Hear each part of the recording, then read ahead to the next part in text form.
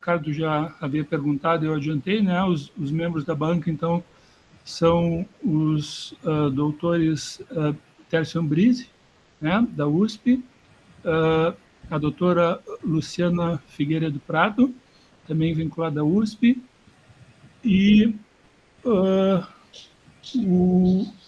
o doutor Renato Ramos da Silva, que é professor do Departamento de Física da UFSC, e o doutor Ricardo Camargo, que também é vinculado à USP, né?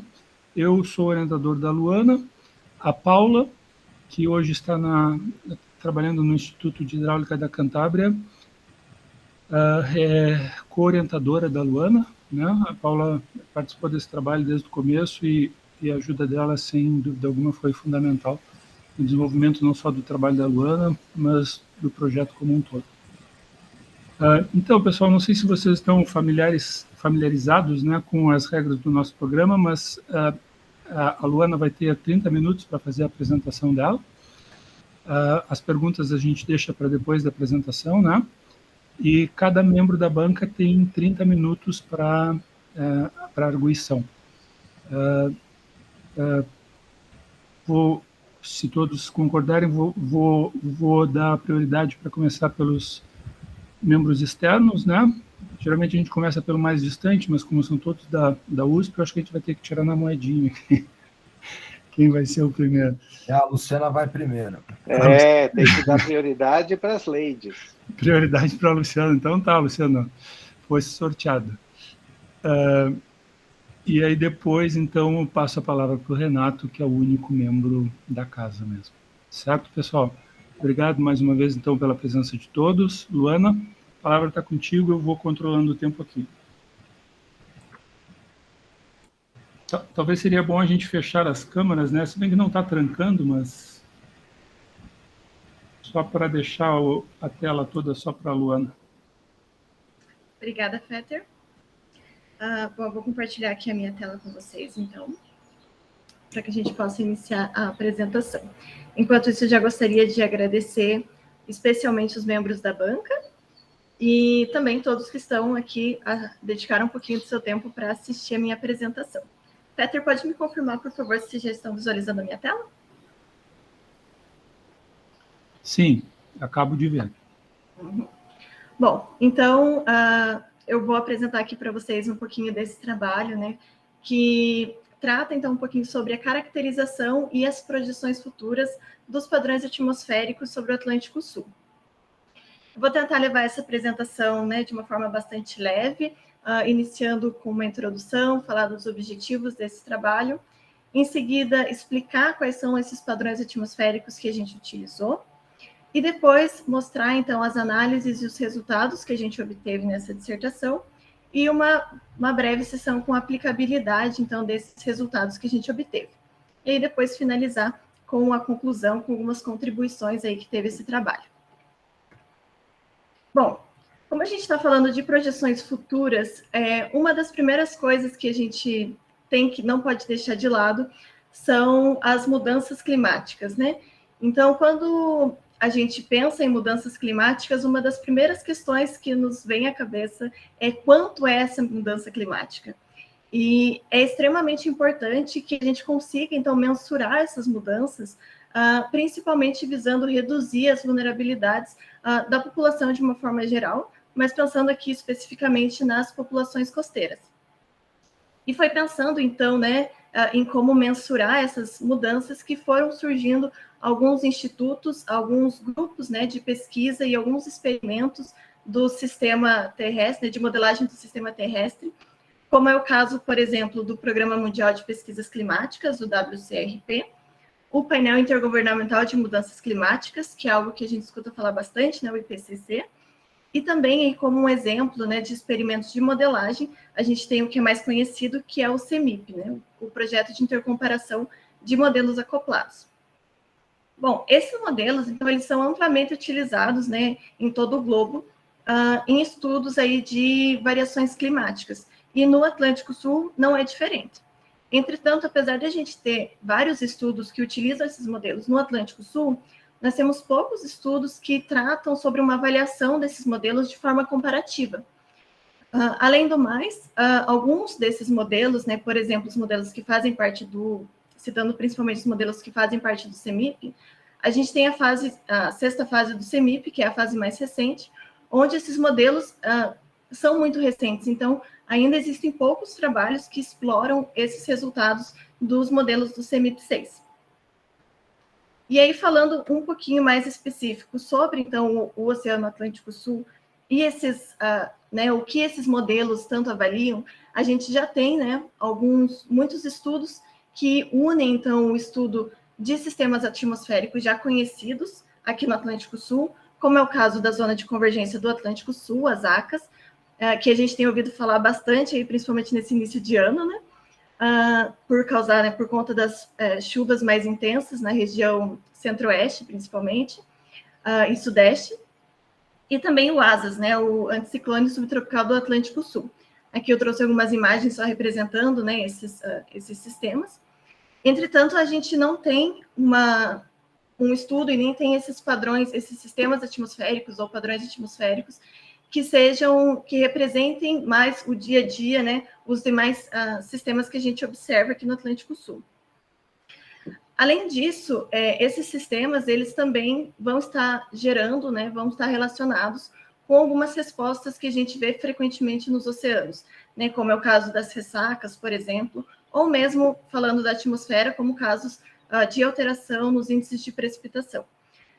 E entender esses resultados foi um dos tópicos prioritários nas discussões das oficinas regionais que ocorreram lá em 2019, onde eles estavam planejando, então, como seriam as atividades da década do oceano no Brasil. Tá? Então, esse tópico aí de relacionar, então, as principais respostas dos oceanos com variáveis atmosféricas foi uma das discussões que pretende se desenvolver melhor durante essa década. Além disso, também, um dos tópicos prioritários foi essa interação entre modelos preditivos, e incluindo esses modelos globais, como os modelos do CEMIP, com variáveis essenciais para a região, né? Tanto variáveis químicas, biológicas ou mesmo as físicas. E esse trabalho também ele não deixa de ser uma aplicação, então, de uma metodologia que trata dessa interação entre os modelos climáticos com variáveis locais, nesse caso aqui, mais variáveis físicas. Bom, nesse sentido, então, o objetivo desse trabalho foi compreender, com base na frequência de ocorrência, os padrões atmosféricos históricos sobre o Atlântico Sul e também o seu comportamento em diferentes cenários de projeções futuras.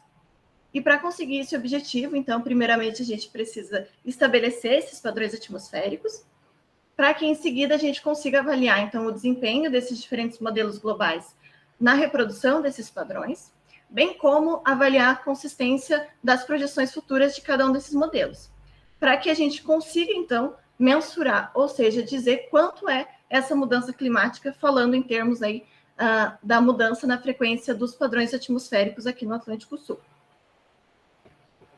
Antes de iniciar, então, essa apresentação e mostrar os resultados que a gente obteve, eu não poderia deixar de fazer essa breve introdução falando sobre os padrões atmosféricos. Os resultados aqui, que vocês podem observar, eles são os resultados obtidos pela Paula Gomes, num artigo que ainda está em construção. Então, esse foi um dos motivos pelo qual a gente trouxe a metodologia mais detalhada também para a minha dissertação, para ter essa base, então, de como a gente chegou nesses padrões atmosféricos. Bom, então, para chegar nesses padrões, a gente utilizou inicialmente os dados de pressão ao nível do mar, do CFSR, são dados de reanálise, de 1979 até 2010. Esses dados, eles representam, então, campos diários de pressão para toda a região do Atlântico Sul. Esses campos são da média diária, né, para cada dia. Bom, esses dados, eles passaram, então, antes da gente seguir para a análise que define os padrões atmosféricos, a gente passou por um pré-processamento, onde foram definidos o domínio espacial, o domínio temporal e também o cálculo dos gradientes de pressão. Aqui na figura da superior direita, vocês conseguem observar, então, o gráfico, o mapa, obtido como resultado da nossa análise de domínio espacial. A metodologia que é aplicada foi a metodologia Stella, que foi desenvolvida por Pérez e colaboradores em 2014. E essa metodologia, então, ela funciona, né, a partir da definição dos tempos de propagação das ondas sobre o Atlântico Sul, com ênfase, então, nos pontos de geração de ondas, e também na reconstrução do espectro de ondas, onde a gente vai conseguir identificar o fluxo de energia efetivo que chegam em um determinado ponto. No nosso caso, esse ponto era um ponto em frente a Florianópolis, né, em Santa Catarina, e aí, a partir da metodologia, a gente conseguiu identificar, então, por exemplo, as linhas de propagação aqui das ondas, né? Então, ondas geradas nessa região aqui, por exemplo, elas levam até 9 dias para chegar nesse ponto de interesse. E aqui nas cores a gente pode visualizar, então, o fluxo de energia efetivo. Que aí a gente vai ter, então, a predominância de ondas com maior energia chegando aqui de sul nessa região. Bom, definido, então, esse domínio espacial que a gente utilizou, também o domínio temporal, então, que foi de 79 a 2010, e com os gradientes de pressão, esses dados foram submetidos a uma análise de componentes principais. Essa análise, então, ela projetou os dados esses dados sobre um novo espaço, que é o espaço das funções ortogonais empíricas, onde a gente pode verificar a maior variância desses dados. Bom, na análise de componentes principais, a gente conseguiu identificar 597 componentes principais, que representavam 99% da variabilidade dos nossos dados. Bom, esses dados, então, eles foram divididos em grupos, né, com base na sua similaridade. Então, nós tínhamos os mapas, né, os mapas de pressão atmosférica sobre o Atlântico Sul, e os mapas mais parecidos, então, foram sendo agrupados conforme eram mais parecidos. A partir dessa união, né, dessa análise de cluster, a gente conseguiu identificar 25 padrões atmosféricos, 25 grupos, né, no caso, que cada um desses grupos eram representados por um centroide. Esse centroide, então, era um dado específico, um mapa específico, que vocês podem visualizar aqui na direita, e a gente vai ver um pouquinho mais para frente também, ele num tamanho um pouco maior, que são os 25 padrões atmosféricos. Bom, a partir dessa distribuição, então, dos dados em cada grupo, a gente pôde obter a frequência de ocorrência histórica e sazonal desses padrões atmosféricos. Isso porque a gente teria, né, uma quantidade de dias aí associados a cada padrão, dada a sua similaridade. Então, a gente consegue ver quais padrões têm mais dias próximos dele. Nessa figura aqui no inferior direito, vocês conseguem visualizar a frequência de ocorrência de cada padrão atmosférico sazonalmente. Desculpe, sazonalmente. Então, a gente tem aqui, durante a estação de verão, outono, inverno e primavera. Aqui as cores vermelhas mais intenso, então indicam maior frequência de ocorrência. E o que a gente visualiza é que os padrões atmosféricos que estão no canto superior direito, eles ocorrem de forma geral mais frequente durante o verão. Enquanto os padrões atmosféricos aqui que estão mais centralizados e alguns aqui da direita, ocorrem principalmente durante o outono. E para a estação de inverno e primavera, a gente tem a maior frequência dos padrões que estão aqui no canto esquerdo. Então, a gente tem no canto inferior esquerdo dos padrões atmosféricos de inverno e no canto superior esquerdo, os padrões de primavera. Bom, isso nos faz pensar que se a gente consegue obter a frequência de ocorrência desses padrões atmosféricos para o período histórico, se nós obtivermos dados que sejam confiáveis, a gente também pode fazer esse cálculo de frequência de ocorrência para o futuro. Então, foi pensando nisso que a gente trouxe aqui os dados dos modelos climáticos globais, para tentar avaliar, então, essas projeções para o futuro. Aqui vocês podem visualizar de forma mais detalhada os padrões atmosféricos, então, que foram identificados, os 25. As cores aqui, elas indicam a anomalia de pressão, onde a gente vai ter, então, em vermelho, as anomalias de alta, e em azul mais intenso, né, as anomalias de baixa. Vocês podem perceber que alguns padrões atmosféricos a gente tem, principalmente, né, o maior domínio das anomalias de baixa, e alguns padrões atmosféricos a gente tem essa maior anomalia das anomalias de alta. Em alguns casos, a gente tem a mistura dos dois. Isso é justamente o que a gente espera, visto que a ideia é que esses padrões atmosféricos sejam representativos de todas, né, de todas as situações que ocorreram no período histórico entre 79 e 2010. Bom, então, para avaliar esses modelos climáticos e as suas projeções futuras, como eu já expliquei no slide anterior, como foram calculadas as frequências de ocorrência históricas, o mesmo procedimento foi repetido para os dados dos modelos. A gente também utilizou aqui as simulações históricas dos modelos.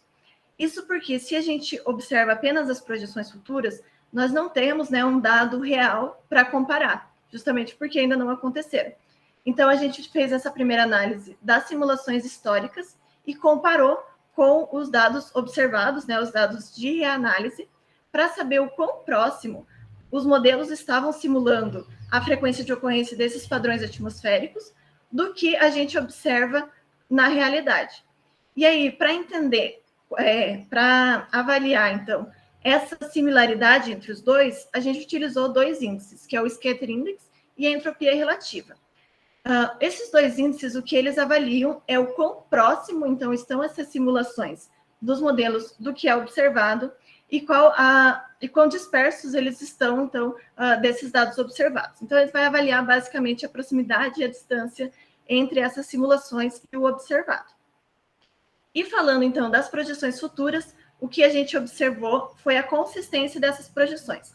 É claro que em um mundo ideal, a gente teria as projeções futuras indicando todas a mesma coisa, certo? Que todas estivessem certas e que todas dissessem a mesma coisa. Como isso, é claro, não acontece, até porque são diferentes forçantes de cada um dos modelos, o que a gente avaliou foi o quão próximo essas simulações estavam entre si. E, novamente, como a gente está avaliando a proximidade dessas simulações, a gente utilizou como índice o Scatter Index. Bom, aqui eu já trago um pouquinho para vocês sobre os resultados que a gente obteve. Nessa primeira parte aqui da tabela, a gente tem os modelos que a gente avaliou. Foram 27 modelos da fase 5 do CEMIP e 21 modelos do CEMIP 6. A gente procurou utilizar os mesmos modelos, né, só que nas suas diferentes fases, para poder fazer essa comparação aí, se houve uma melhora ou não dos modelos em relação à fase. Nessa segunda parte da tabela, nessas 7 primeiras colunas, a gente vai ter o resultado deles, o desempenho deles para o período histórico. É claro que eu não vou ficar aqui dizendo cada categoria que a gente analisou, senão eu ia ficar os 30 minutos só falando disso. Mas o que é importante aqui ressaltar, e aí que é muito mais visual, a gente tem essa escala de cor indicando que os vermelhos mais intensos indicam o maior Scatter Index, ou seja, indicam que as simulações dos modelos estavam mais distantes do que aquelas observadas. Então, se a gente está fazendo aqui uma comparação na vertical, né, entre os modelos, e o que a gente tem é que os modelos cujo resultado está indicado em vermelho, eles tiveram pior desempenho em relação aos modelos que estão indicados em azul mais intenso. Então, só de olhar aqui nessa primeira categoria analisada, né, cada uma dessas categorias aqui vai estar indicando um índice que a gente utilizou ou o período, ou a análise sazonal. Mas, independente desse índice, o que a gente observa aqui é que para essa primeira categoria, o modelo BESM, o modelo INM e o modelo IPSL, eles tiveram baixo desempenho em relação aos demais modelos para o CEMIP 5. No caso do CEMIP 6, aqui o modelo INM novamente, e uma das versões do modelo NPI. Então, a gente já consegue fazer inserir, né, sobre esse desempenho dos modelos. E, de forma geral, né, quando a gente observa que em todas as categorias, os modelos que tiveram mais azul, ou seja, aqueles modelos que tiveram melhor desempenho, a gente tem aqui no CEMIP 5 as duas versões no modelo ACES, aqui do CMCC também, né, vejo que a gente tem a maioria das categorias está em azul, então tiveram um melhor desempenho. No caso das diferentes versões do Radgen, a gente também tem esse bom desempenho, com exceção aqui de uma das categorias, que seriam as simulações para estação de verão. Então, tanto no CEMIP 5 quanto no CEMIP 6, eles não apresentaram bom desempenho na representação dos padrões atmosféricos de verão. Ainda para o CEMIP 6, além das versões do Radgen, a gente também tem um bom desempenho dos modelos ACES e do modelo MRI, Nessa terceira parte aqui da tabela, a gente já vai ter as projeções futuras de cada modelo. Então, tanto para curto prazo, para médio prazo e para longo prazo. Essas bolinhas aqui, elas vão estar indicando, então, a projeção de cada um dos modelos, né, indicado aqui na mesma linha, e as cores, elas estão representando diferentes cenários analisados. A gente avaliou os cenários RCP 2.6, 4.5 e 8.5 do CEMIP5, e os cenários SSP 1, 2, 3 e 5 do CEMIP6.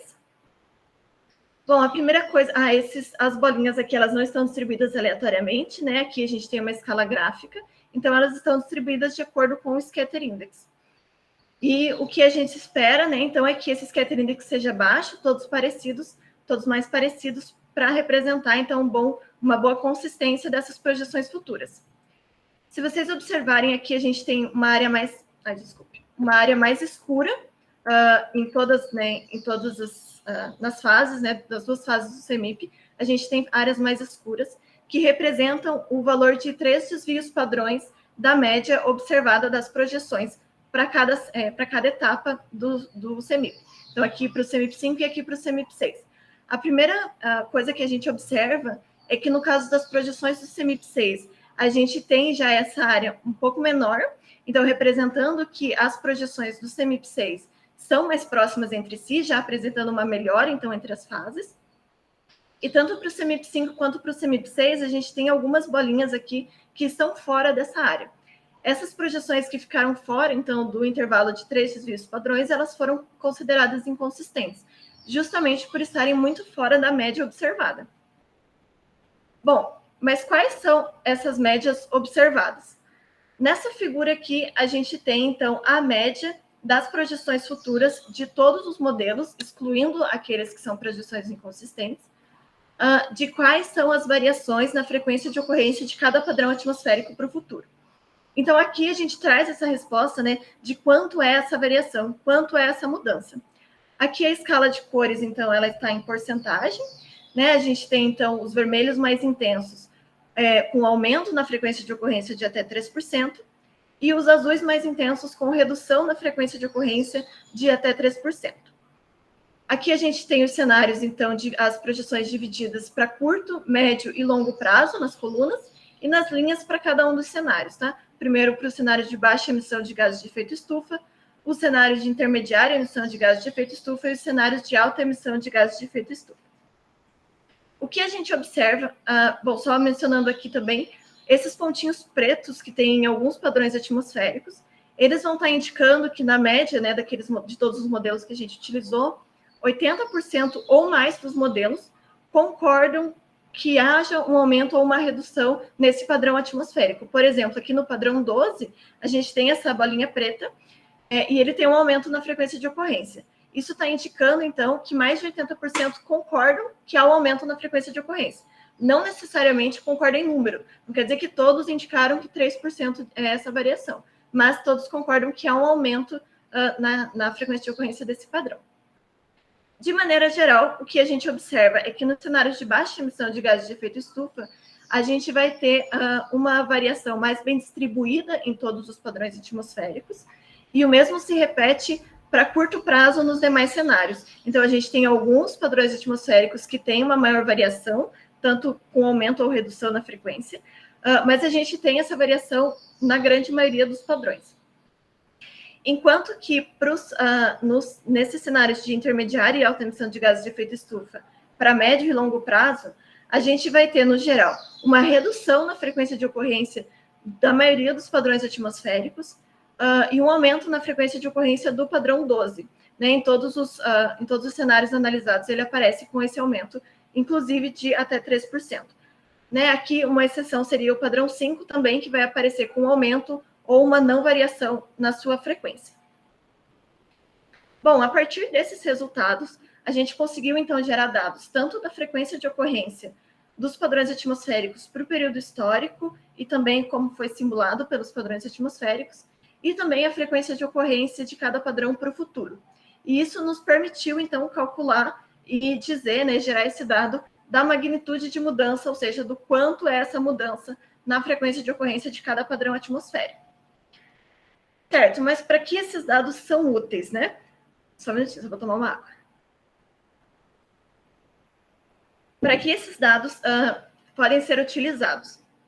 No terceiro capítulo da dissertação, então, eu trago alguns resultados que a gente vem trabalhando no segundo artigo, que trata justamente de associar algumas variáveis, como altura de onda, período de pico e maré meteorológica, a cada um desses padrões atmosféricos, com o intuito de caracterizar, então, tanto o clima médio de ondas na região sul do Brasil, como também compreender um pouco da variabilidade climática a partir dos padrões atmosféricos. E eu também trouxe aqui como um extra uma análise da zona de convergência do Atlântico Sul, que, como eu mencionei, né, a gente já tem ouvido falar bastante dela aí nesse início de ano. Aqui eu trouxe uma figura para mostrar para vocês, então, qual é o ponto que a gente está analisando e que eu vou mostrar os resultados para vocês. Então, esse ponto 1 aqui, que está em frente a Florianópolis, onde a gente utilizou, então, esses dados. No slide aqui, eu quis só citar para vocês a origem desses dados que a gente utilizou. Bom, eu inicio, então, falando aqui um pouquinho sobre a distribuição generalizada de extremos para cada uma dessas variáveis que a gente está utilizando. Essa distribuição, então, ela nos permite identificar quais são os maiores valores de cada variável que podem acontecer dentro de cada padrão atmosférico. Então, nesse caso, a gente tem aqui a primeira variável como altura de onda, e a gente essa distribuição vai estar nos dizendo, então, quais seriam os máximos de altura de onda que seriam verificados em cada padrão atmosférico. Aqui, nas distribuições, então, de altura de onda, o que a gente verifica, essa linha pontilhada aqui, ela está indicando o valor de 2 metros, então, de altura de onda, e a gente percebe que todas as distribuições aqui dos histogramas, elas estão um pouco deslocadas, né, para a esquerda dessa linha, especialmente aqui dos padrões atmosféricos de verão, né, que são esses do canto superior direito. Então, isso estaria indicando que a gente tem ondas, né, menores do que 2 metros durante esse período. E a gente vai ter uma maior distribuição de dados com mais do que 2 metros nos padrões atmosféricos que são mais frequentes durante o inverno. Então, como é o caso aqui do padrão 3, do padrão 4, do padrão 9, 10 e também dos padrões de outono, como é o caso do padrão 13 e do padrão 14. E o mesmo a gente consegue observar na análise do período de pico. A gente vai ter aqui a linha pontilhada indica 8 segundos, e a gente vai ter, então, a maior frequência, então, dos períodos de pico de 8 segundos durante a estação de verão, e para os padrões atmosféricos mais frequentes durante o inverno, a gente tem, então, essa distribuição um pouco deslocada para a direita, onde a gente vai ter, então, maior frequência, maior ocorrência aí de períodos maiores do que 8 segundos. E isso é bastante de acordo com o que a gente visualiza no local e na literatura, né, onde a gente vai ter, então, maiores alturas de onda e períodos mais longos durante o inverno, e também durante o outono. Bom, outra variável que a gente avaliou foi a de maré meteorológica. Essa, inclusive, que a gente ainda está discutindo, principalmente porque a gente teve aqui a linha pontilhada, vai estar indicando o valor 0. Então, a gente tem a maior parte das marés meteorológicas acontecendo negativas, né? Estão sempre aí à esquerda, então, dessa linha pontilhada.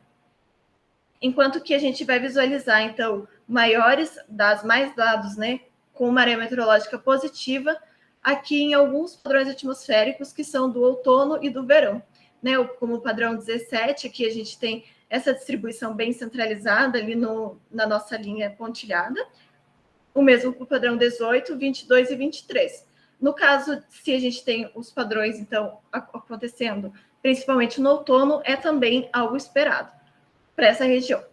Outra variável que a gente utilizou e que também, né, nos dá um resultado um pouco mais palpável, né, a princípio, assim, no primeiro momento, é o nível total. Esse nível total, então, ele foi estabelecido a partir de uma equação, não soma exatamente, né, mas que é uma junção, então, tanto da altura de onda, período de pico e maré meteorológica, que vai nos dizer, então, qual seria o nível total observado. E o que a gente observa é que, novamente, aqui a linha pontilhada também indica 2 metros, e a gente vai ter, então, durante os padrões atmosféricos de verão, essa distribuição sempre mais deslocada para a esquerda, enquanto que nos padrões de inverno e de outono, a gente tem essa distribuição um pouco mais deslocada para a direita. Então, observando aí maiores valores de nível total durante o inverno e o outono. Inferir, então, sobre essa ocorrência dos padrões durante o outono, inverno, enfim, de acordo com a estação, é uma das possibilidades que a gente tem, então, quando a gente entende, né, faz essa caracterização com base na frequência de ocorrência dos padrões atmosféricos. E, além do mais, sabendo dessas distribuições e observando as projeções futuras, a gente já pode inferir um pouco sobre como será o comportamento dessas variáveis no futuro. Então, um exemplo do padrão 12, né, que é um padrão que aconteceu bastante aumento na frequência de ocorrência em vários cenários, observa-se que ele, em termos de nível total, ele é menos preocupante do que o padrão 13 e o padrão 9, que, por exemplo, onde a gente vai ter maiores ocorrências de níveis totais maiores do que no padrão 12. Né? Então, essas são algumas inferências que a gente pode fazer, partindo, então, dos resultados que a gente obteve na dissertação anteriormente que eu mostrei para vocês. Bom, e aí agora falando um pouquinho mais de eventos mais específicos, a gente também realizou uma análise da zona de convergência do Atlântico Sul, justamente para tentar entender quais eram os padrões atmosféricos que estavam mais associados com a ocorrência das ACAS. E o que a gente identificou foi que os padrões 11, 12 e 16 eram os que tinham maior associação com as ACAS, né? Além dos demais aqui, que também são padrões esperados, frequentes, né, de ocorrerem durante o verão, que é justamente quando as ACAS se estabelecem. Aqui a gente tem, né, eu quis colocar um zoom para vocês, desses padrões atmosféricos, então, que estão relacionados com as ACAS. E em relação às projeções futuras, a nossa análise ela não é muito conclusiva, porque nas projeções futuras que a gente analisou em todos os cenários, na maioria deles, na verdade, os padrões 11 e 16 apresentaram redução na frequência de ocorrência, enquanto que o padrão 12 apresentou um aumento na frequência de ocorrência. É claro que isso pode estar indicando, na verdade, só reforçando um resultado que a gente já tem visto na literatura, que existe, né, na verdade, para o futuro, um pequeno deslocamento das ACAS mais ao sul. Então, o que a gente pode dizer é que os padrões 11 e 16 poderiam estar relacionados com esse posicionamento das ACAS nessa região onde a gente já está mais acostumado, então um pouquinho mais a norte. E o padrão 12 estaria relacionado, né, com o posicionamento das ACAS um pouco mais ao sul. Então, a gente teria aí uma redução na frequência das ACAS no seu posicionamento normal e um aumento na frequência das ACAS no posicionamento um pouco mais ao sul. Claro que para tirar essa conclusão, a gente precisaria investigar exatamente sobre o posicionamento das ACAS em cada um dos padrões atmosféricos. Bom, com todos esses resultados, né, a gente conseguiu, então, caracterizar aí os padrões atmosféricos com base na frequência de ocorrência aqui no Atlântico Sul, então, tanto para o período histórico como em projeções futuras. De maneira mais detalhada, a gente também conseguiu analisar o desempenho dos modelos climáticos, né, de como eles estavam simulando, então, esses padrões atmosféricos aqui no Atlântico Sul. Eu até não mencionei aqui, mas a nossa hipótese inicial era que sim, haviam variações na frequência de ocorrência desses padrões atmosféricos em função aí das mudanças climáticas, e a gente, né, conseguiu confirmar essa hipótese, como eu mencionei anteriormente, alguns cenários até 3% de variação na frequência desses padrões. Bom, esse estudo também ele é um dos pioneiros aqui no Atlântico Sul, utilizando essa metodologia dos padrões atmosféricos, né? Dentro do projeto Road, a gente vem trabalhando essa metodologia. Então, né, em trabalhos aí juntamente com o trabalho da Paula e do Danilo, né, que realizou junto com o Renato. Os dados aqui a gente conseguiu gerar aqui, como vocês viram, eles podem ser utilizados para uma ampla gama de estudos, né, em relação com outras variáveis aqui no Atlântico, na região sul do Brasil. A análise dos modelos, então, ela foi importante justamente para que em estudos futuros a gente saiba qual modelo utilizar, dependendo da categoria que a gente quer analisar. Então, por exemplo, se eu quisesse fazer uma análise de verão, eu não escolheria os modelos do Radien, independente do seu ótimo desempenho nas outras categorias que a gente avaliou, né? Além disso, também, em relação aos modelos, a gente utilizou os modelos do CEMIP6, né, que são os modelos mais recentes, aí do CEMIP, e a gente pode verificar que existe uma melhora dos modelos em relação ao CEMIP5. Bom, e não menos importante que isso, né, toda essa metodologia, ela possibilita uma maior compreensão entre a interação, então, de oceano e atmosfera, né, já que a gente utilizou aí como um preditor uma variável atmosférica, possibilitando, então, diversos estudos nessa região com outras variáveis, tanto para entender a sua caracterização atual, quanto as projeções futuras. Bom, aqui só as referências das imagens que eu utilizei. É isso. Muito obrigada pela atenção. Desculpa correr, mas eram bastante resultados. E agora eu fico aberta, né, para perguntas e dúvidas. Obrigada, Luana. Só para te atualizar, é assim, 32 minutos e 50 segundos. Tá bem, desculpa passar 2 minutinhos. Não, tá dentro da margem de erro. Então, eu não sei, tu quer alguns minutinhos para tomar uma água, tomar um ar? Ou a gente... Já estou tomando uma aguinha aqui. Eu acho que se a gente passar muito de 1h30, aqui a gente pode fazer uma pausinha, né? Tá certo. Tá? Mas, por enquanto, acho que podemos continuar, se tudo bem pela banda. Tudo bem, pessoal? Então, tá. Então, como foi democraticamente votado, passo a palavra para a Luciana. Bom, boa tarde, né? Queria agradecer a Luana e o Fetter pelo convite. Queria dar os parabéns para a Luana. Uma ótima apresentação, um trabalho também excelente, né? Eu gostei muito de poder ler o seu trabalho. Eu achei, como você mesma colocou, né, uma metodologia diferenciada, achei bastante inovador em termos de avaliação dos modelos aqui na nossa região, né, no Atlântico Sul. Então, achei muito interessante mesmo. Parabéns. Bom, de forma geral, eu achei o trabalho muito bem escrito, né, bem estruturado. Eu achei, antes de continuar, né, eu queria dizer que eu achei interessante essa metodologia do programa de vocês, porque é um pouco diferente do que eu estou acostumada, né? Então, dessa avaliação em 2 etapas, é bem legal porque a gente consegue, de fato, contribuir, né, com o trabalho, então dá tempo do candidato atualizar, né, o trabalho e tal, e incluir as sugestões. Então, acontece que quando a gente vem aqui para a defesa, quase que não tem muita coisa para falar, né? Porque já foram feitas bastante modificações. Também queria dizer, né, parabenizar você, porque você trabalhou com muitos dados, então também trabalho com modelos do CEMIP, e eu sei que é um volume bastante grande de dados. Você trabalhou com 2 fases, né? Com praticamente todos os modelos, então realmente é bastante trabalho, né?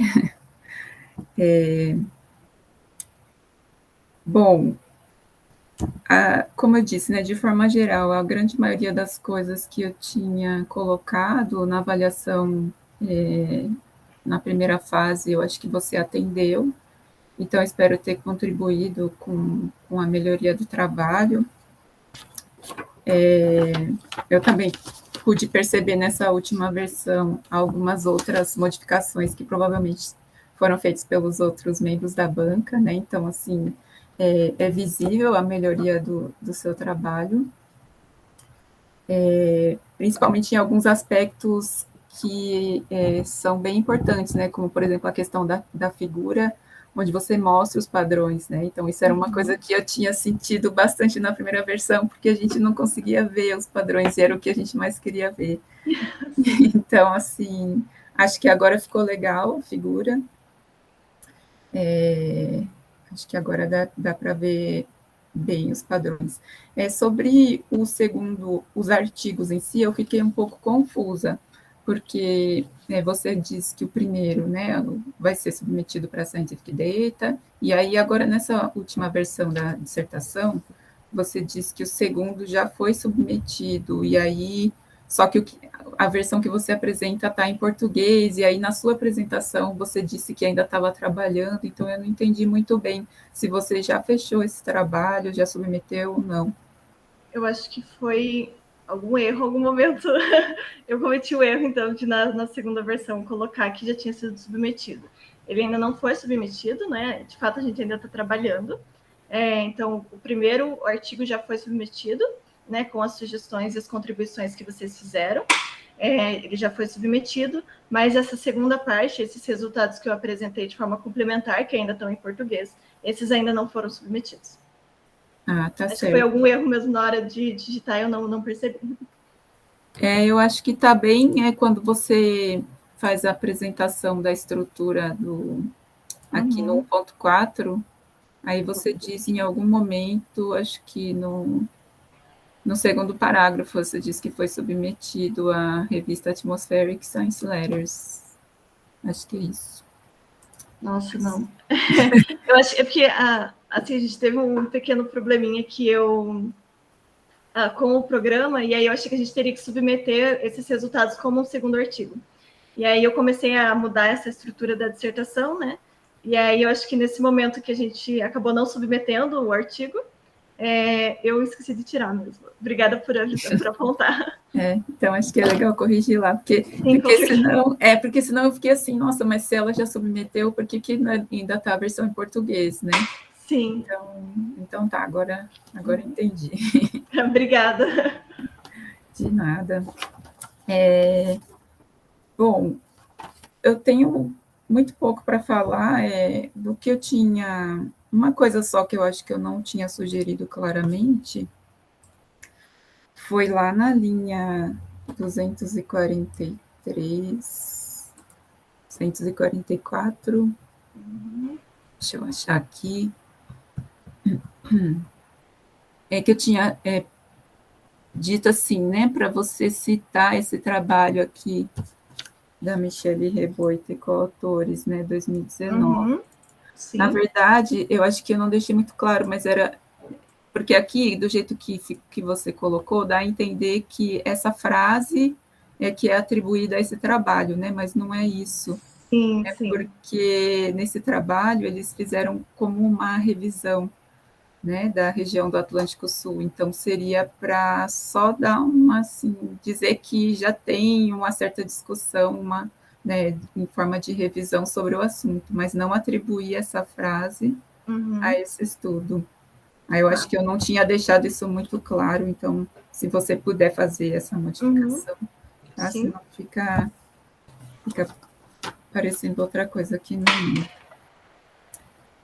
é. Bom, quando eu li o seu trabalho, acho que o que eu tive mais assim dificuldade de entender foi o método, né, o método Stella, que eu até acho que pedi para você explicar um pouquinho melhor no texto, porque acho que é o que, assim, pelo menos eu não conhecia esse tipo, né, de abordagem. Então, acho que na apresentação você explicou um pouquinho melhor, né, e aí, assim, só para entender, você aplicou esse método tanto na reanálise, quanto depois nos modelos do CEMIP, no histórico e também no futuro, né, para você obter os padrões, foi isso? Não, a gente aplicou, então, o Stella, né, todo aquele passo a passo para definir só os padrões atmosféricos. Quando a gente utilizou os modelos climáticos, o que a gente fez foi projetar os dados dos modelos sobre os padrões atmosféricos, mas sem fazer nenhuma modificação nos campos diários dos modelos. Ah, tá, entendi. Então, só foi projetado, né, utilizando as saídas dos modelos. Isso, exatamente. Tá certo. Bom, uma coisa assim que eu fiquei pensando, né, que eu gostei bastante que você colocou lá, incluiu aquela seção 5 no final, porque eu acho que enriquece e valoriza o seu trabalho, né? E deixa eu descer nela lá. Aqui. E você fala, né, de contribuições científicas. E aí eu fiquei pensando assim, pelo menos do meu ponto de vista, né, eu acredito que esses resultados que você obteve, principalmente em relação aos padrões, também são bastante interessantes do ponto de vista operacional, né, do ponto de vista da previsão do tempo. Aí eu queria saber o que você acha, assim, como você acha que esses resultados poderiam ser aplicados do ponto de vista operacional? Né? Essa é uma pergunta bem interessante, obrigada. Então, o que a gente né, quando a gente fez a definição, quando a Paula trabalhou na definição dos padrões atmosféricos, a gente sempre estava buscando um preditor, né, no caso, a pressão a nível do mar, que tivesse uma relação, então, para a gente conseguir usar como preditando o nível total, né? Então, a gente sempre, todo o trabalho que a gente desenvolveu foi pensando em obter no final o nível total, né? Uma previsão aí, uma projeção do nível total. Mas, além disso, né, do ponto de vista operacional, a gente está desenvolvendo também com a UFSC, agora, principalmente no próximo ano, alguns projetos junto com portos, né, com os portos ali na região de Santa Catarina, justamente para tentar identificar, né, quais são os padrões atmosféricos relacionados, por exemplo, com eventos de fechamento dos portos, por causa do nível total mais alto, né, enfim, por causa de ressacas. Então, quais seriam esses padrões atmosféricos relacionados? E agora, já tendo essas projeções futuras, né, saber inferir alguma coisa do que esperar no caso dos portos, né? Então, quaisquer outras variáveis que a gente fosse utilizar para previsão, teriam que estar de alguma forma relacionados, né, com a pressão a nível do mar, né, já que ela é o preditor comum, assim, dos padrões atmosféricos, e também fossem, obviamente, aqui na região sul, né, já que a gente fez todo esse processo aí para identificar nessa região. Certo, bem legal, né? Porque justamente eu tinha pensado, né, nesse tipo de aplicação também, né? Porque como você consegue identificar esses padrões e também detectar algum tipo de mudança, né? Eu acho que, inclusive, isso pode ter aplicação em políticas públicas, como você falou mesmo, na questão da região portuária, e, enfim, de pesca, enfim, eu visualizo aí várias aplicações. Então, acho que é um trabalho bem legal, né? Bastante completo nesse sentido, que tem tanto as implicações científicas, mas também tem a questão mais prática, né, do dia a dia. Então, sim. E ele é uma metodologia muito fácil, né? Assim, pensando agora que ele está pronto, de você associar diferentes variáveis, né? Apenas ali pelas datas de ocorrência, você consegue fazer essa associação de cada padrão com a variável que você deseja. Então, ele se torna uma análise muito com baixo custo computacional, bastante rápida até de ser feita. Isso foi outra coisa que eu fiquei pensando também, né? Que agora está muito na moda a utilização de métodos de machine learning, né? Uhum. E aí você traz um método estatístico mostrando que também é possível fazer esse tipo de inferência, né? Usando métodos que consideram, vamos dizer assim, uma estatística mais que a gente está mais acostumado, né? Uhum. Que é a questão dos componentes principais e tal. Então, isso também eu achei bastante legal do seu trabalho. E queria saber como que foi, assim, se foi complicado, né? Você já trabalhava com isso antes, com esses métodos, com os conjuntos do CEMIP? Como que foi, assim, o desenvolvimento do trabalho? Não, eu não trabalhava com... no meu TCC, a gente trabalhou, inclusive, com Machine Learning, né? A gente trabalhou com redes neurais artificiais para a previsão de flutuações no nível do mar, mas com o dowscaling eu nunca tinha trabalhado, né? Inclusive, assim, se eu tivesse, de fato, realizado o dowscaling, né, como a Paula fez, né, essa parte dos padrões atmosféricos, com certeza eu teria penado muito mais. Mas, de qualquer forma, né, compreender como é que foi esse passo a passo, até porque na hora de fazer a projeção dos modelos, né, a gente utiliza o espaço das funções ortogonais empíricas. Então, meio que eu precisava destrinchar, né, o que a Paula fez para conseguir fazer essa projeção. E isso foi um pouco mais complicado, né? Inclusive, tive várias aulinhas com o Fetter até de álgebra, retornando ao básico, né, para conseguir entender bem esse passo a passo. O que também levou um pouco mais de tempo foi com os modelos do CEMIP, né? Eu tinha uma noção aí, já começando da questão dos arquivos, né, de CDF, né? Eu já tinha uma noção, mas nunca tinha trabalhado com tantos arquivos assim. E até comentei com o Pedro, né, que foi uma benção assim que surgiu, foi o CDO, né, que é o conjunto de ferramentas aí para trabalhar com os modelos, que ajudou bastante, né? Então, assim, nos primeiros meses foi mais compreender essas ferramentas, né, para conseguir obter os dados dos modelos, compreender como cada modelo era, né? Mesmo o CEMIP tentando fazer essa padronização, né, dos modelos que entram nas fases do CEMIP, mas mesmo assim nem sempre é possível, né? Às vezes sempre tem uma variação ou outra. Mas foi assim, No começo foi um pouco mais difícil, né? Quando a gente já tem os dados prontos ali, a parte de estatística a gente acaba pegando o jeito, né? Mas foi ótimo, assim, foi uma ferramenta nova que eu aprendi. E também nessa questão que você comentou, né? De a gente voltar para o simples e utilizar essas ferramentas de estatística que a gente tem para fazer muitas outras coisas, né? Parabéns aí por você ter conseguido, então, né, um trabalho tão legal assim, conseguir concluir esse trabalho, porque realmente você nunca ter mexido, né, com os dados do CEMIP, e aí depois não está acostumado com o dado NetCDF, e aí chegar a essa quantidade de dados analisados, realmente é algo bastante interessante, assim, parabéns. Obrigada. Bom, eu acho que não tenho muito mais o que dizer, né? Só realmente te parabenizar, agradecer aí pela oportunidade. E queria saber, né, se você tem planos, como que você vai fazer, você vai continuar esse trabalho, pretende seguir o doutorado? Então, nesse próximo ano aqui, né, nesse próximo ano, que é o que eu tenho planejado, a gente vai continuar, então, nesse trabalho, né, vou ingressar nesse trabalho com os portos, né, em Santa Catarina, justamente para continuar isso que a gente está desenvolvendo, principalmente essa parte de aplicação, né, dos padrões atmosféricos, e, né, para tentar fazer essa projeção junto com os portos. Mas seria esse trabalho aí que a gente tem pelo próximo ano, e é isso que eu tenho planejado até o momento. Mas você trabalha na Secretaria dos Portos? Não. Isso não. Seria academicamente? Isso é um projeto, né, uma parceria do CNPq, se não me engano, e aí vai envolver também os portos, justamente para tentar trazer maior essa aplicabilidade, né, desses resultados tão acadêmicos. Entendi. Tá certo, então.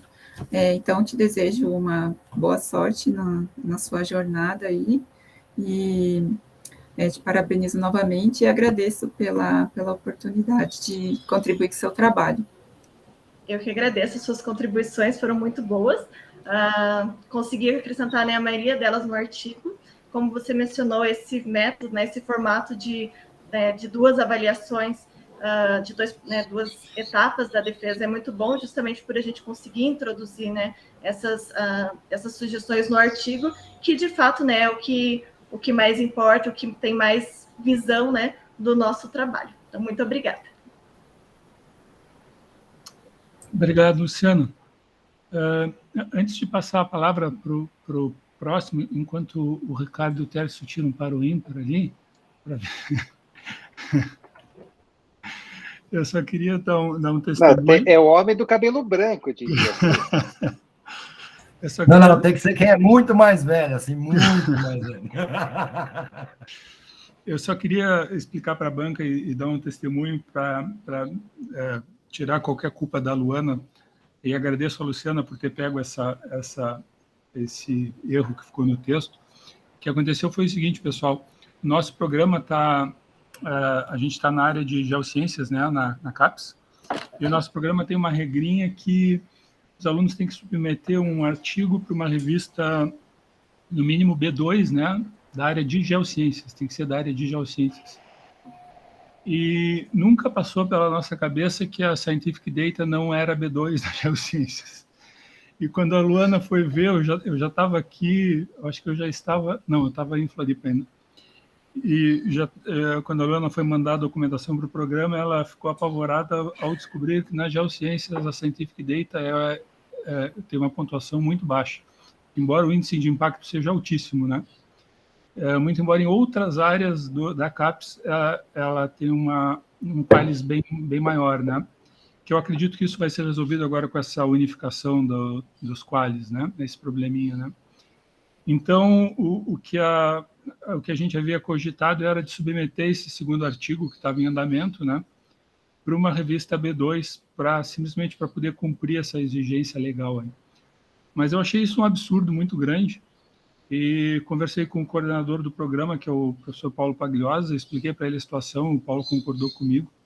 Então, eu escrevi uma carta para o colegiado, o delegado do programa, pedindo uma abertura de exceção, né, no caso da Luana, e o Paulo concordou, e a gente mandou isso para o programa, então a gente não precisou ter essa pressa toda em submeter o segundo artigo, a gente está trabalhando com mais calma para realmente finalizar e ter um artigo de qualidade, né? E eu acho que na pressa ali de mandar, a Luana esqueceu de... Foi isso que aconteceu, certo? Então tá. Então, Ricardo, pelo critério do cabelo branco segundo terço, eu vou passar a palavra para ti. Fetter, só um minutinho. Desculpa atrapalhar. O pessoal que está assistindo, por gentileza, se puder colocar ali no chat o nome completo e matrícula para quem for da UFSC. Assim eu posso formalizar a lista de presença e também, se for interessante para vocês, as horas formativas. Muito obrigada. Ricardo, por favor. Tá certo. Ricardo, então, a palavra está contigo. Ora, obrigado. Certo. Fetter, muito obrigado pela indicação, agradeço ao programa pela aprovação aí do meu nome para compor a banca da Luana.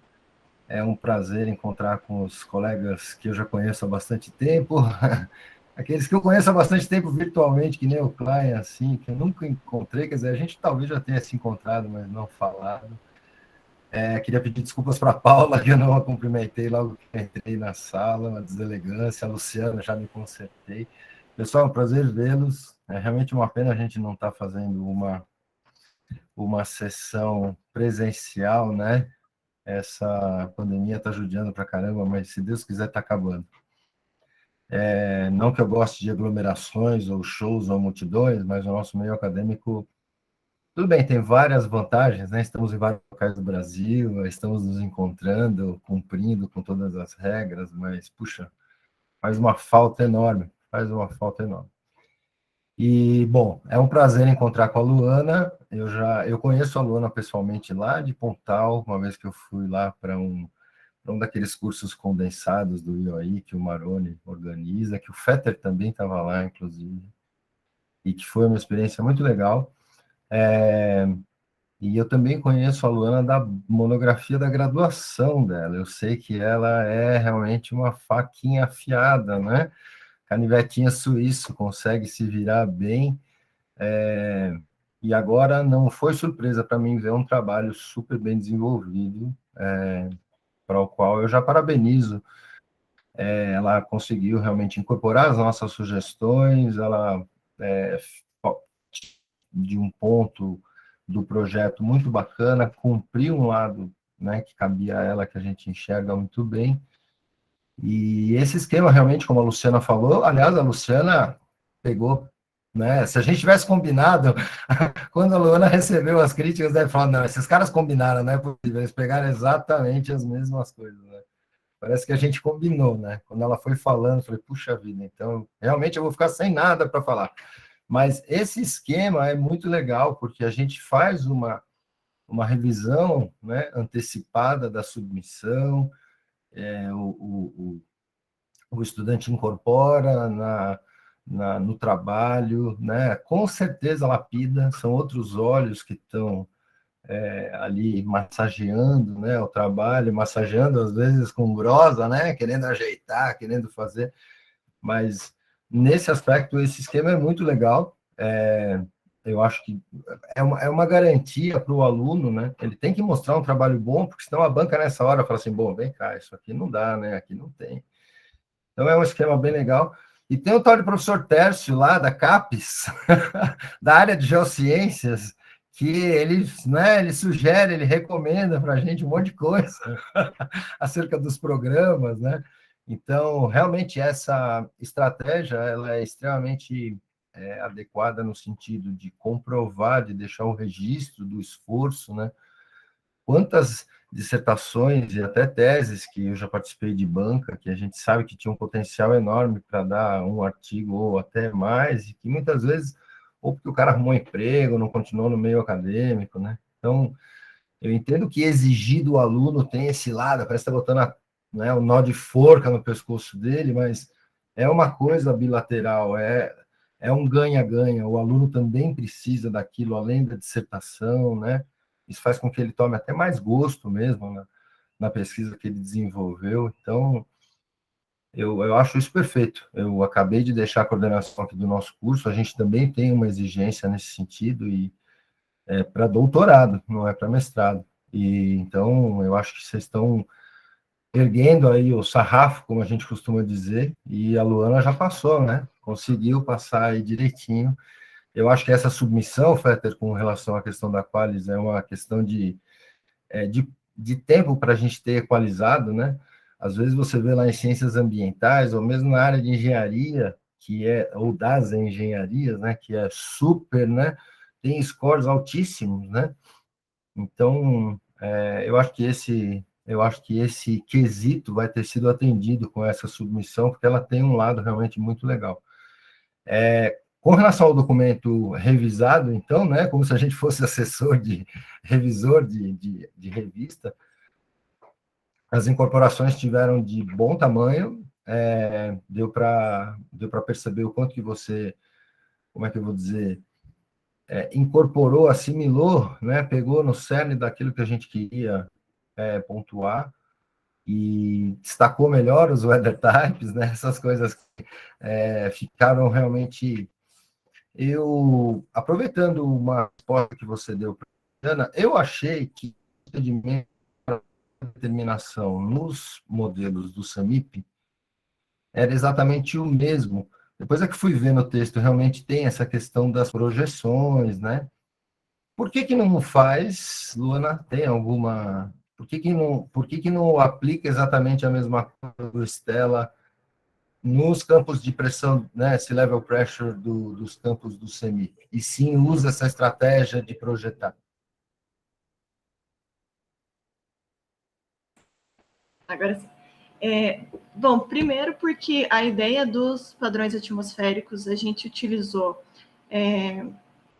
o Stella justamente para tentar acompanhar os tempos de propagação, né, das ondas, de onde elas são geradas até Santa Catarina, né, nesse caso específico. Então, a nossa ideia era que os padrões atmosféricos eles fossem representativos de uma determinada situação de onda, por exemplo. Então, para a gente conseguir associar, nesse caso específico, a esse clima de ondas, né, essa situação aqui que a gente observa de ondas, está associado a essa configuração de forma geral, né? Então, inclusive, por isso que a gente fez a alteração dos dados, né, em função do tempo de propagação. Então, mesmo que eles não tivessem, né, todos os dados o mesmo instante de tempo, né, eles estariam representando, né, o mapa estaria representando toda a configuração geral que gerou aquela onda específica. Né, esse era o nosso objetivo. Então, apesar de a gente ter essa diferença nos tempos nos padrões atmosféricos, a representação geral da situação que gerou aquele clima de onda vai ser igual, né, ou pelo menos parecida. Então, a gente vai ter uma situação ciclônica ou anticiclônica que vai estar gerando essas ondas específicas, que era o nosso principal objetivo, né, quando a gente fez o 2K. E aí, quando a gente fez a projeção dos modelos, a gente não fez né, não utilizou a metodologia do Stella, justamente porque a ideia era só entender que os campos que estavam sendo simulados fossem parecidos com aquelas situações que estavam gerando tal tipo de onda. Né? Então, foi por isso que não foi realizada essa mudança nos campos dos modelos. Entendi. A informação da onda é que fazia o gancho para a gente ter. Agora, essa projeção, Luana, do jeito que você explica, você procura, então, situações onde os padrões de anomalia de pressão ao nível do mar são correspondentes com cada um dos weather types, e você faz uma espécie de contagem, sei lá, um score disso, é isso, né? Isso. Tá. Isso, o que a gente faz é fazer essa projeção dos dados dos modelos para ver o quão próximo, então, cada mapa diário, né, cada dado diário do modelo, tá de cada um dos padrões atmosféricos. Né? E aí o que a gente faz é medir a distância, então, entre cada mapa e cada centroide, e o centroide mais próximo, né, para associar com esse padrão. E a gente faz justamente essa contagem de quantos mapas, quantos dados estão associados àquele padrão atmosférico. E essa história de ter alguns padrões mais no verão e outros no inverno, será que é porque tem alguma sazonalidade que ainda não foi retirada? Porque eu imagino assim, que você pode pensar em... 8 HPA e abaixo e acima, né, numa determinada estrutura, ou 4 lá com forma espacial, né?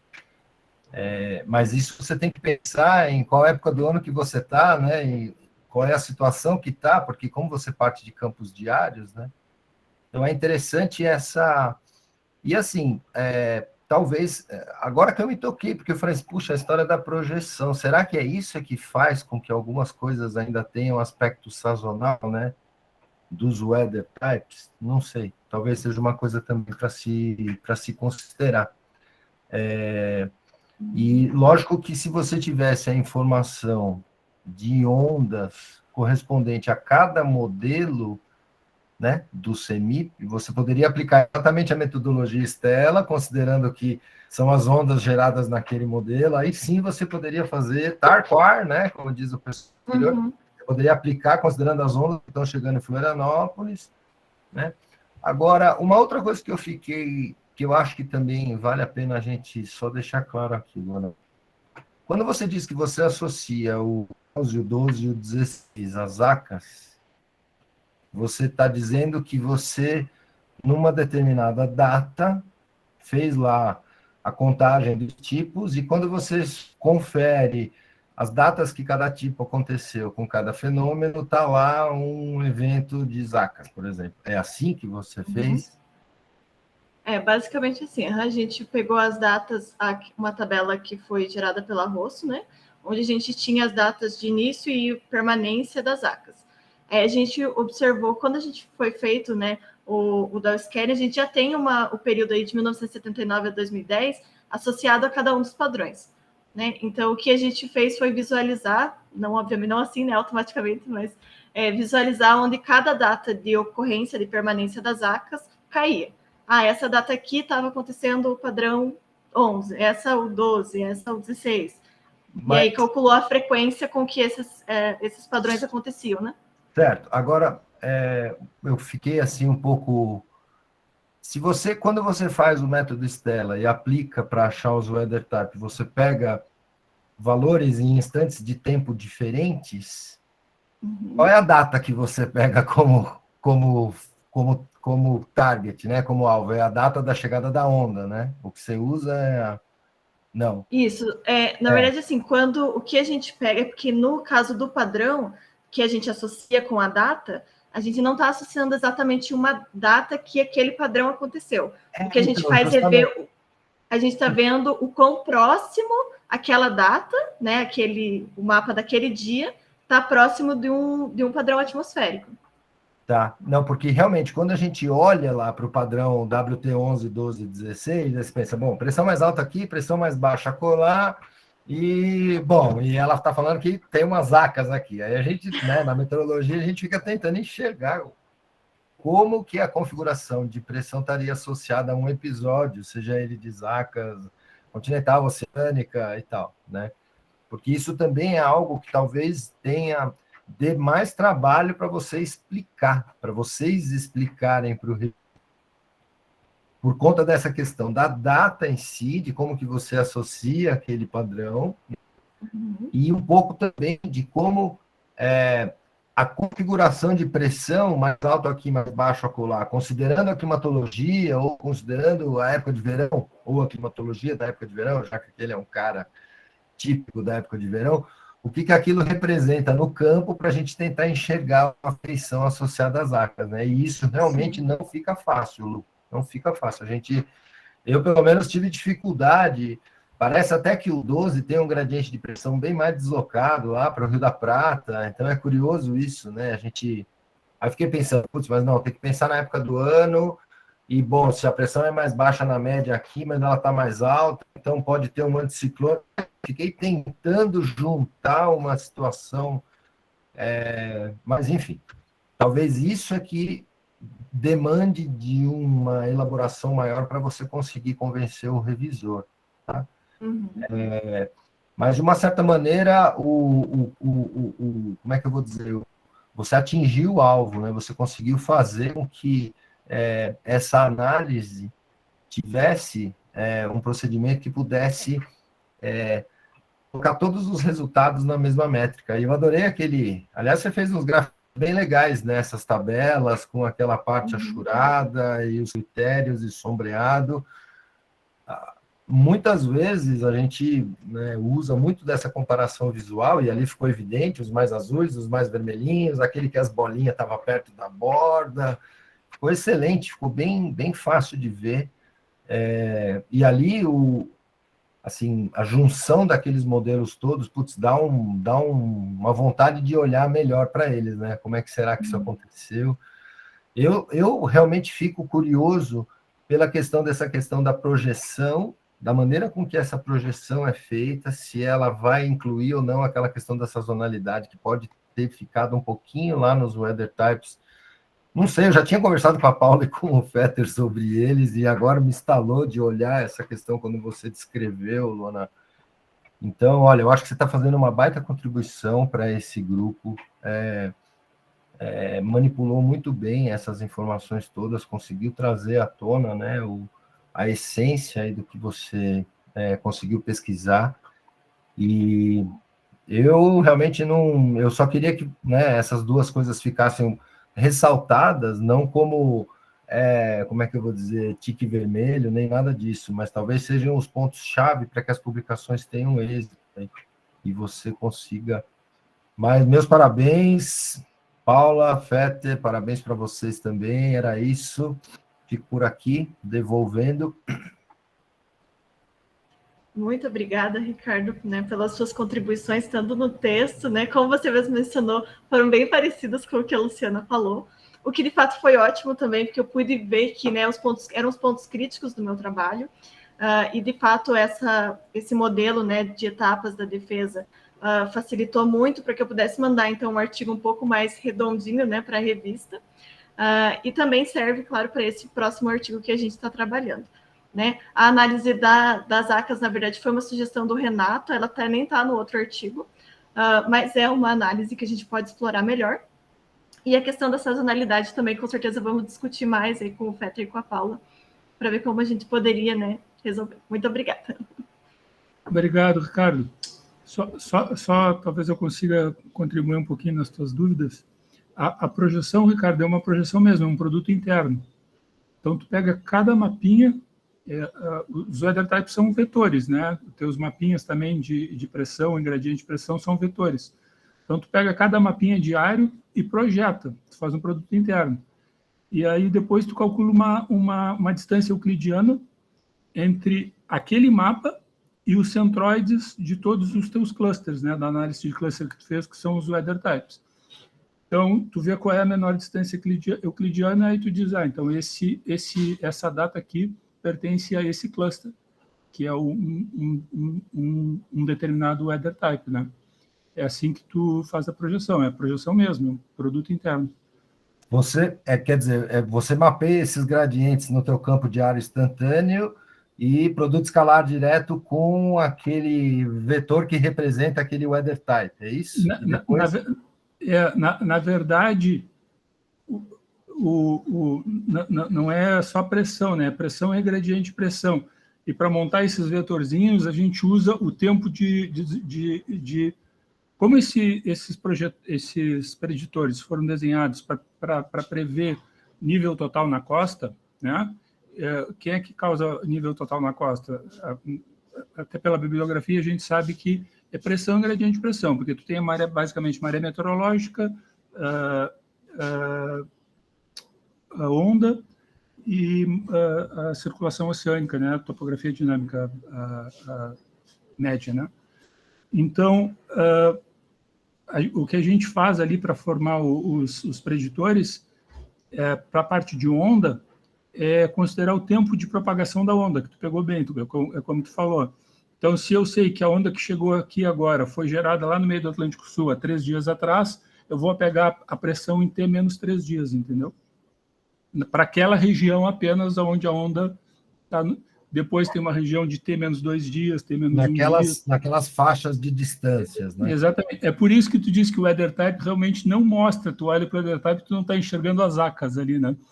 Então, já pegando entendi o teu ponto, claro que é super importante, te agradeço.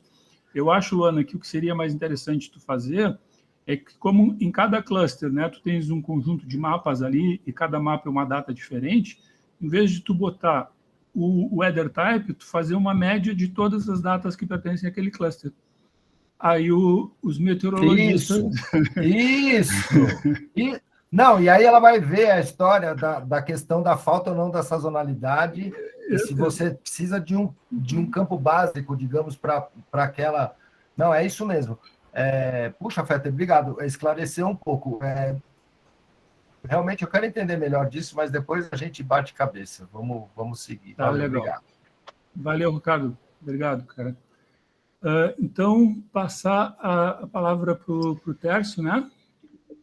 Tércio, Ok. contigo. Obrigadão, muito obrigado, Fetter, Luana, pelo convite, obrigado à pós-graduação, né, por aceitar o meu nome também. É sempre um prazer estar aqui com vocês.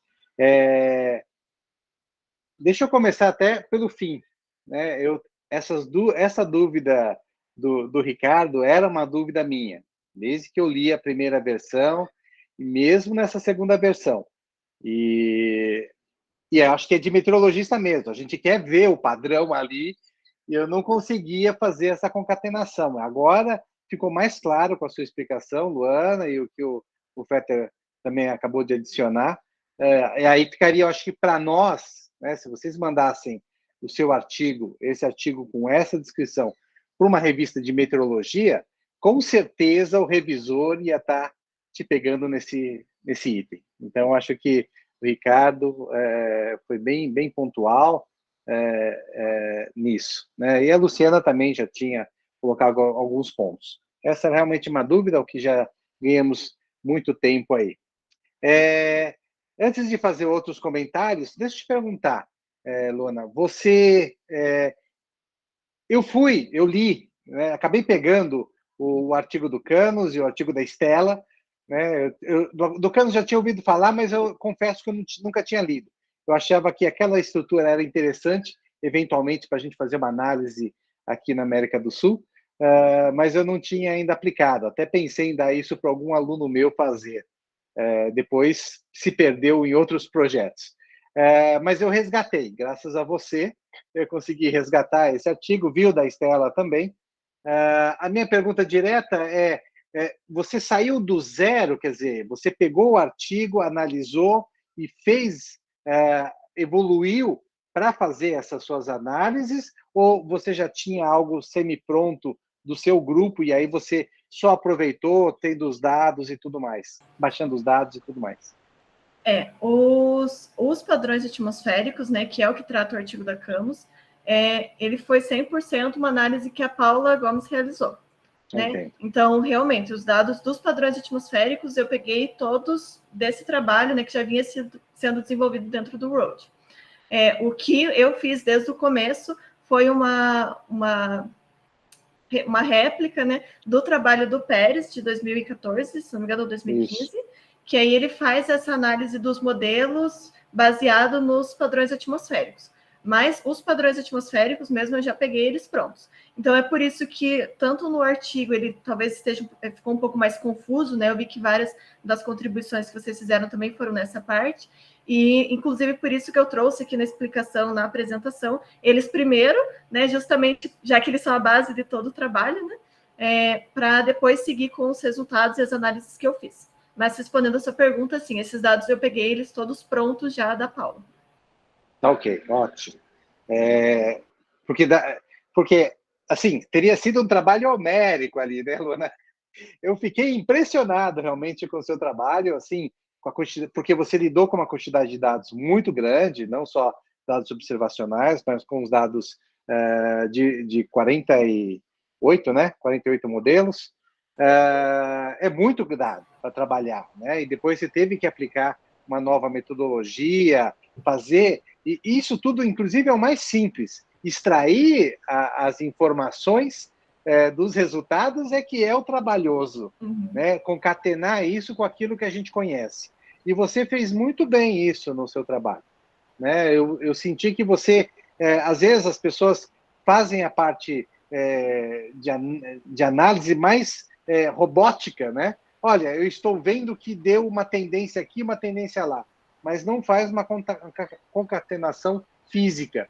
E você se preocupou em dar uma explicação com suas várias etapas. Então, você realmente está de parabéns nesse sentido.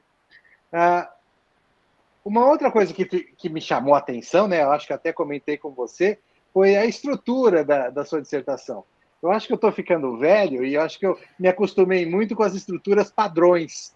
E você saiu um pouco da estrutura padrão, né? Se eu fosse pegar a sua dissertação e dar para um aluno meu, eu ia falar, né, coloca o artigo como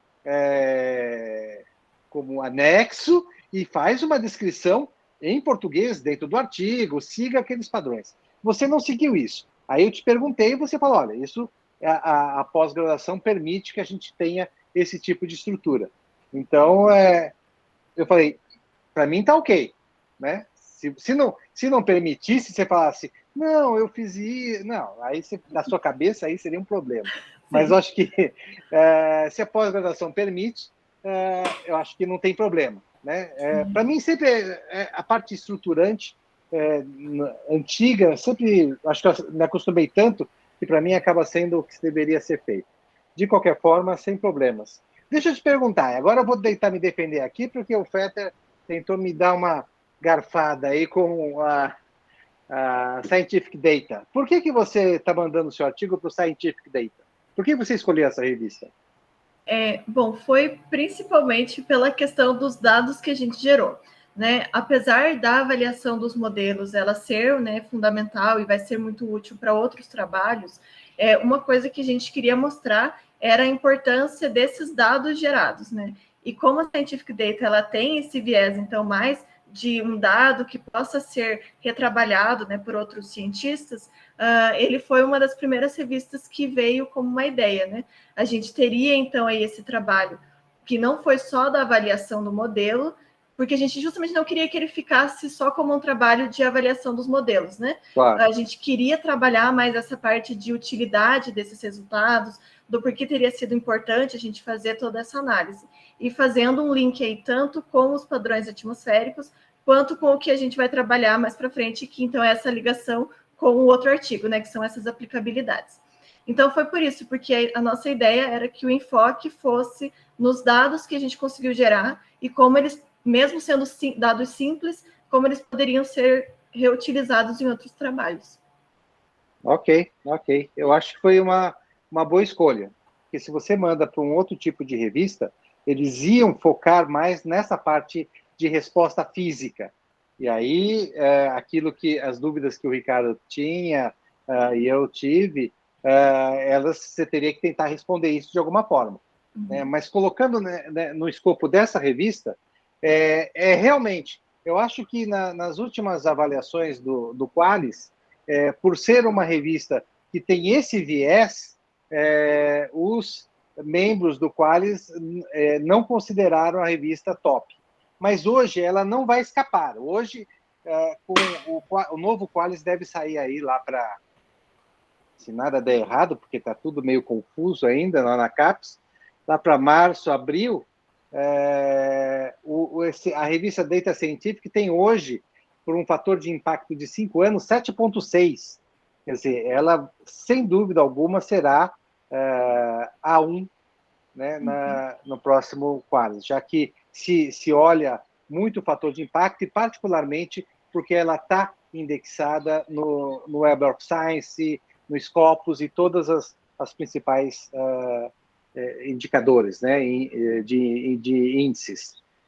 E o novo Qualis, ele classifica de acordo com esses índices e em base do fator de impacto e do percentil em que essa revista corresponde. E, por exemplo, o score de influência do artigo, que é o Article Influence Score, é de 3,16, quer dizer, é altíssimo.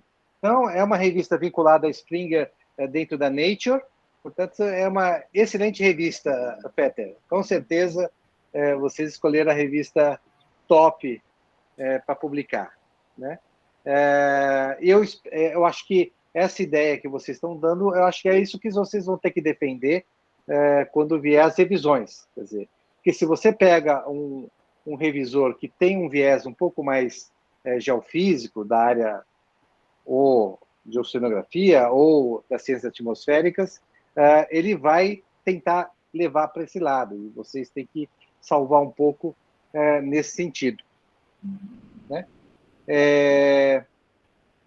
Eu ia falar um pouco também para você explicar o método Stella, mas você explicou de novo, você colocou agora na sua dissertação, explicou na sua apresentação. Acho que a sua apresentação você fez bem também.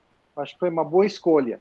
Você fez uma apresentação didática da metodologia que você estava usando, porque ela é fundamental para entender os seus resultados.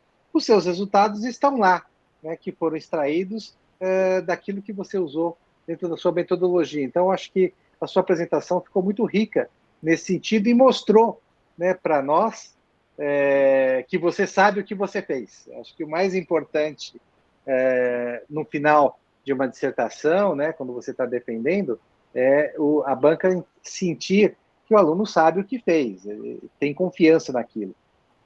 Pequenos errinhos, esquecimento aqui e ali, fique tranquilo que isso sempre vai ocorrer.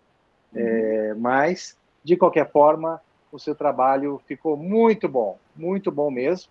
Eu acho que ele tem, sim, aplicabilidade. Eu acho que o Ricardo ficou muito interessado, porque, mesmo na nossa área, nós podemos pensar em usar um pouco essa sua metodologia, né, até para analisar outros tipos de campos, de campos meteorológicos, né, que você acabou não utilizando aqui. Vi que você até tentou associar com a SAM, e os resultados acabaram não saindo muito bons, mas aí pode ser pelo tipo de variabilidade que a própria SAM tem, e aí talvez o Ricardo tenha razão também, uma variabilidade sazonal pode ser importante, de alguma forma. Enfim, não tenho mais coisas para te perguntar, Luana, só tenho te parabenizar, porque o seu trabalho ficou muito bom. Né? Eu também acho que dá mais trabalho para o revisor, né? Porque se eu leio só uma vez, eu já vou lá e falo tudo para você. Se eu leio, te mando as dúvidas, você corrige e me manda, aí já eu tenho que ler de novo.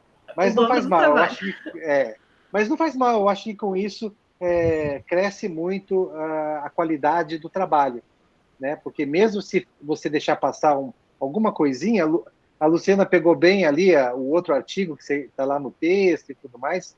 Aliás, eu não vou te colocar aqui, mas tem ainda algumas número de figuras, uma aqui que você vai ter que dar uma olhadinha, né? Em algum lugar lá você também fala da frequência em mudanças climáticas, mas o que causa a variabilidade na frequência não é a mudança climática, mas é o aquecimento que a atmosfera está tendo. Então, é algo, né? São os detalhezinhos. Inclusive, na conclusão, se eu não me engano, você usa essa frase. E é o aquecimento que está. A mudança climática é quando ela muda, né? O aquecimento está fazendo com que o clima esteja em transição. E ele vai mudar uma vez que a gente consiga estabilizar aí as nossas emissões. Tomara que a gente consiga, se a gente quiser salvar um pouco o nosso planeta. De qualquer forma, parabéns aos orientadores, né? A Paula aí, também pelo trabalho que ela vem desenvolvendo aí para o Antônio, e muito obrigado mesmo pelo privilégio de ler o seu trabalho. Tá? Muito obrigada, Tércio, obrigado, Antônio, pelas suas contribuições, né, tanto no texto quanto aqui. Em relação à estrutura, realmente, né, o programa aqui ele possibilita essa flexibilização e utilizar o artigo como uma parte da dissertação, né? Inclusive, é por isso que a introdução é um pouco mais longa, tem um pouco mais de metodologia, justamente para fazer esse link em português com a dissertação. E aí os resultados, né, mais focados dentro do artigo. Mas, de forma geral, muito obrigada pelos esclarecimentos também sobre o Qualis da CAPES, né? Obrigada mesmo. Tranquilo, obrigado a você. Obrigado, Tércio. Eu só queria dizer que foi absolutamente sem intenção nenhuma como tu dissesse, a garfada que eu dei. Você sabe que eu brinco, Antônio, eu sei, mas às vezes a gente precisa esclarecer, tá? Você está absolutamente certo. Né? Era uma outra forma de olhar, e se a Scientific Data tivesse em outra área, aí sempre há uma modificação antigamente, né? No antigo Qualis, você podia ter essas variações. Tá certo. Obrigado, Tércio. Então, vou passar a palavra para o Renato, que é o membro da UFSC, né? O membro da banca da UFSC. Ok. Tudo Então, contigo, Renato. obrigado, então, Fetter. Obrigado, Luana, pelo convite, né? É sempre um prazer a gente aprender, né, coisas novas. Quando a gente olha um trabalho assim bem feito, né, com bastante ênfase aí na metodologia e um trabalho inovador, né? Então eu estou eu tenho aqui, Luana. Você está me ouvindo, Luana? Tá, né? Sim. Uhum. Tá. Então, assim, eu tenho pouca coisa para falar, né? Porque os meus colegas aí, os mais velhos aí já falaram bastante, né? Então, eu assim, vou dar algumas sugestões aqui, alguns detalhes que talvez você possa aí usar ou em combinação aí com seus orientadores, né? E talvez algum pequeno ajuste, né? Então, olhando assim, né, o texto, assim, um pouco no resumo, né, em várias ocasiões você diz assim, nós fizemos isso, nós aplicamos, nós... E como é a sua dissertação, né, talvez em algum momento você poderia usar, tá certo que, né, você teria a ajuda de bastante pessoas aí, que é importante mesmo essa colaboração, né. Talvez usar um pouco, assim, uma maneira mais impessoal, né, assim, foi aplicado, né, nesse método e tal, para não ficar assim, porque senão a gente tem que dar o certificado para todos eles, né? Para todos os nós. Apenas uma sugestão, pensa aí. Uhum. Ali na introdução, você em algum momento ali fala então da importância das trocas de calor, né? Entre o oceano e a atmosfera, né? Eu acrescentaria aqui também as trocas de momento, né? Naquele parágrafo. Por quê? Porque as trocas de momento, né? Elas vão ser importantes, inclusive, para as ondas, né? Que você vai discutir bastante a parte de ondas, né? Então, talvez acrescentar ali que existe essa troca de momento, que também é importante, né? Sim. Inclusive, o seu trabalho aí é bastante importante, porque tem essa interação aí com as ondas, né? E de fato, né? A Estela te ajudou bastante, né? A Estela, então, é importante também, né? Essa descrição, inclusive, no artigo do Jorge Pérez, lá ele fala, né, que usou, inclusive, o Wave Watch, né, e os ventos do próprio CFSR, né, que são os campos que você também está usando, né, que é importante. Tem um detalhe que eu vi ali que talvez, na hora de você revisar o artigo, não sei se ainda talvez seria interessante, quando você faz a interpolação dos GCMs, né, você fez a interpolação para 2 por 2 graus, né, e depois você fala do CDO, né, que você usou o CDO para fazer a interpolação do CFSR. Ambos foram interpolados com o mesmo CDO, o GCM e tá. Porque ali quando você fala do CDO, você fala que usou para interpolar os campos do CFSR. E talvez, né, e do GCM, né? Então, assim, só acrescentar depois, talvez, para ficar mais claro, né? Inclusive o CFSR, né, quando ele aparece, assim, da primeira vez, a gente ainda não sabe quem é o CFSR, né? Aí ele aparece algumas vezes e depois, mais ali na frente, na metodologia que você fala aqui, né? O que é o CFSR. Talvez logo no início, né? Dizer o que é o CFSR, então seria interessante. E eu vi que você usou, então, a entropia relativa, né? Que essa entropia é sempre um conceito difícil, né? E em termodinâmica, muita gente tem dificuldade. Eu dou aula de Física 2, para explicar a entropia é um trabalho, né? Porque, né? E nesse caso aí, ele vai medir, então, a distância entre as curvas de distribuição, né? Que você ajuda você, então, a interpretar aí essas comparações, né, das distribuições, né? Tá. Uma coisa interessante que eu vi ali na análise dos modelos, né, que a gente sempre olha, né, para o resultado de modelos, quer saber qual que é o modelo melhor, porque que, né? Uma coisa interessante é que eu vi ali na parte sazonal, né? Então começa ali do verão, né? Tem ali os números, né? Do índice ali, o SI, né? E você olha assim. E engraçado que todos os modelos, se você olhar do verão até para ali para o inverno, né, nessa transição, todos eles são piores no verão. Todos eles. Por que será que eles são piores no verão? Olha, eu diria que é pela variabilidade, né? Acho que a gente tem mais instabilidade, digamos assim, durante o verão, né? E realmente, um dos motivos pelo qual a gente não usou a mesma escala de cores para todas as colunas ali é porque o do verão ficou muito intenso. Enquanto que na primavera é que a gente teria os valores menores.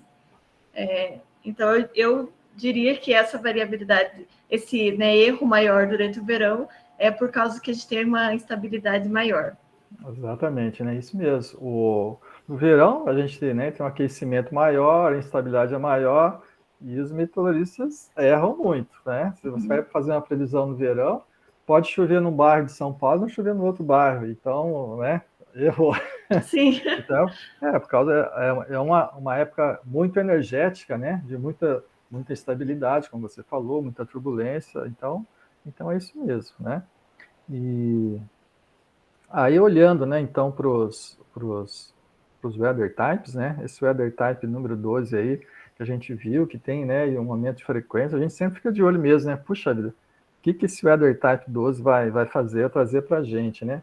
Mas a gente pode notar ali, ele tem uma grande área de alta pressão ali, né? Uma anomalia maior de pressão, né? E a gente está vendo agora, a gente está passando por uma onda de calor, né? Associada a uma região de alta pressão, aí pega, né? A América do Sul, pegando também o Atlântico, né?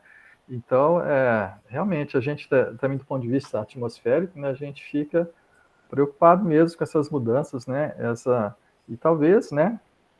No futuro, quando você tiver assim, tempo de olhar com mais detalhe esses weather types, né? Talvez seria interessante mesmo fazer essa composite aí, né? De olhar, inclusive, sobrepor os ventos, né? E ver, assim, porque realmente é um padrão que, aparentemente, né? Vai ter uma frequência aí importante para o futuro, né? E a gente fica de olho nisso daí, né? Aí, olhando um pouco, então, da aplicabilidade, né, quando você olha ali para o nível total de água, né, naqueles dados que você coloca, então, nas distribuições, né, eu acho que faltou ali as unidades, né, você comentou ali, né, 2 metros e tal, ali na legenda não está assim que é o HS tem unidade de metros, por exemplo, né, e que o período teria que ter segundos, né? Então, talvez depois, né, futuramente, acrescentar essas unidades aí que são importantes, né? Agora, uma pergunta, né? A gente tem aí uma estimativa do nível total da água, né? Que envolve, então, todos esses parâmetros físicos aí, né? Envolvendo a meteorologia, né? A altura de ondas, né? E se a gente acrescentasse aí a altura astronômica, você acha que conseguiria incluir também, por exemplo, ou discutir futuramente, por exemplo, se você for trabalhar nos portos lá, né, provavelmente eles sabem ali, tem os meses que você tem, né, as marés mais altas, marés, será que você conseguiria futuramente discutir um pouco, incluindo também a maré astronômica? Nossa, é uma boa pergunta. Eu acho que não seria difícil de acrescentar a maré astronômica, justamente por ela ter esse caráter, né, sazonal e a gente não ter, né, essa variação, ela já ser conhecida. Então, acho que conseguiria acrescentar a maré astronômica ainda nesse nível total, até porque a gente já tem as tábuas de marés, né, para o futuro, né? Ou mesmo se a gente quiser recuperar esses dados no passado, a gente conseguiria. Então, acho que seria apenas mais uma variável que a gente teria que acrescentar aí nessa soma para identificar o nível total. Mas acho que sim, seria possível acrescentar a maré astronômica. Porque essa combinação, né, de fatores, né, é isso que pode levar a uma grande inundação, né? Juntar todos esses fatores aí num dia específico, né? Realmente um padrão que a gente já conhece e tendo aí a previsão da astronômica também, apenas para discutir, né? Pensar um pouco sobre isso, né? Sim, com certeza. Eu imagino, não sei agora, né? Talvez teria que conversar mais com o Peter e com a Paula se teria algum impasse, assim, em termos de estatística, né? Enfim, ou da metodologia que não poderia. mas pensando apenas na maré e os dados que a gente já tem utilizado, acho que poderia ser inserido. Legal. Bom, olhando aqui, assim, as minhas observações assim são menores, né? São coisas que assim, não vai fazer muito efeito assim na avaliação do trabalho, né? E como eu falei, a gente está sempre aprendendo, né? O aprendizado é um processo dinâmico, né? Inclusive, agora, a semana passada, eu recebi uma mensagem ali que o pessoal já está discutindo agora o CEMIP 7. Então, já começou, o pessoal, né, terminou o CEMIP 6, agora estão pedindo sugestões como será o CEMIP 7. Então, já está começando aí, então, pensando, né? E de fato, né, a gente saber esses padrões, né, aí futuros, né, em termos de os principais mudanças, né, que a gente pode esperar, né? Eu acho que essa metodologia aí foi bastante, foi importante, né, nesse sentido. E eu gostaria então de parabenizar você pelo seu esforço, né? Porque quando você começa a trabalhar com muitos dados, com muitos resultados, conseguir organizar, né, de uma forma sintética, né, como você fez, né? Então é uma obra de arte, né? Então a gente trabalha com a parte física, mas a gente é uma obra de arte, né? Você conseguir organizar e pensar tudo isso, né? Então nós somos artistas do clima, né? Então tá, então é isso daí, né? Eu agradeço então o convite, né? Se você tiver depois algum outro detalhe quiser conversar, né? A gente pode ir lá à praia, né? Ali em Jurerê, ok? Ir lá e fica olhando. Inclusive, por falar nisso, né? Tem essa relação aí com o período, né? Das ondas e a altura, né? Eu lembro que o professor Eloy, né? No projeto dele, ele colocou um grupo de voluntários na praia e os voluntários ficavam medindo o período, né? Das ondas, né?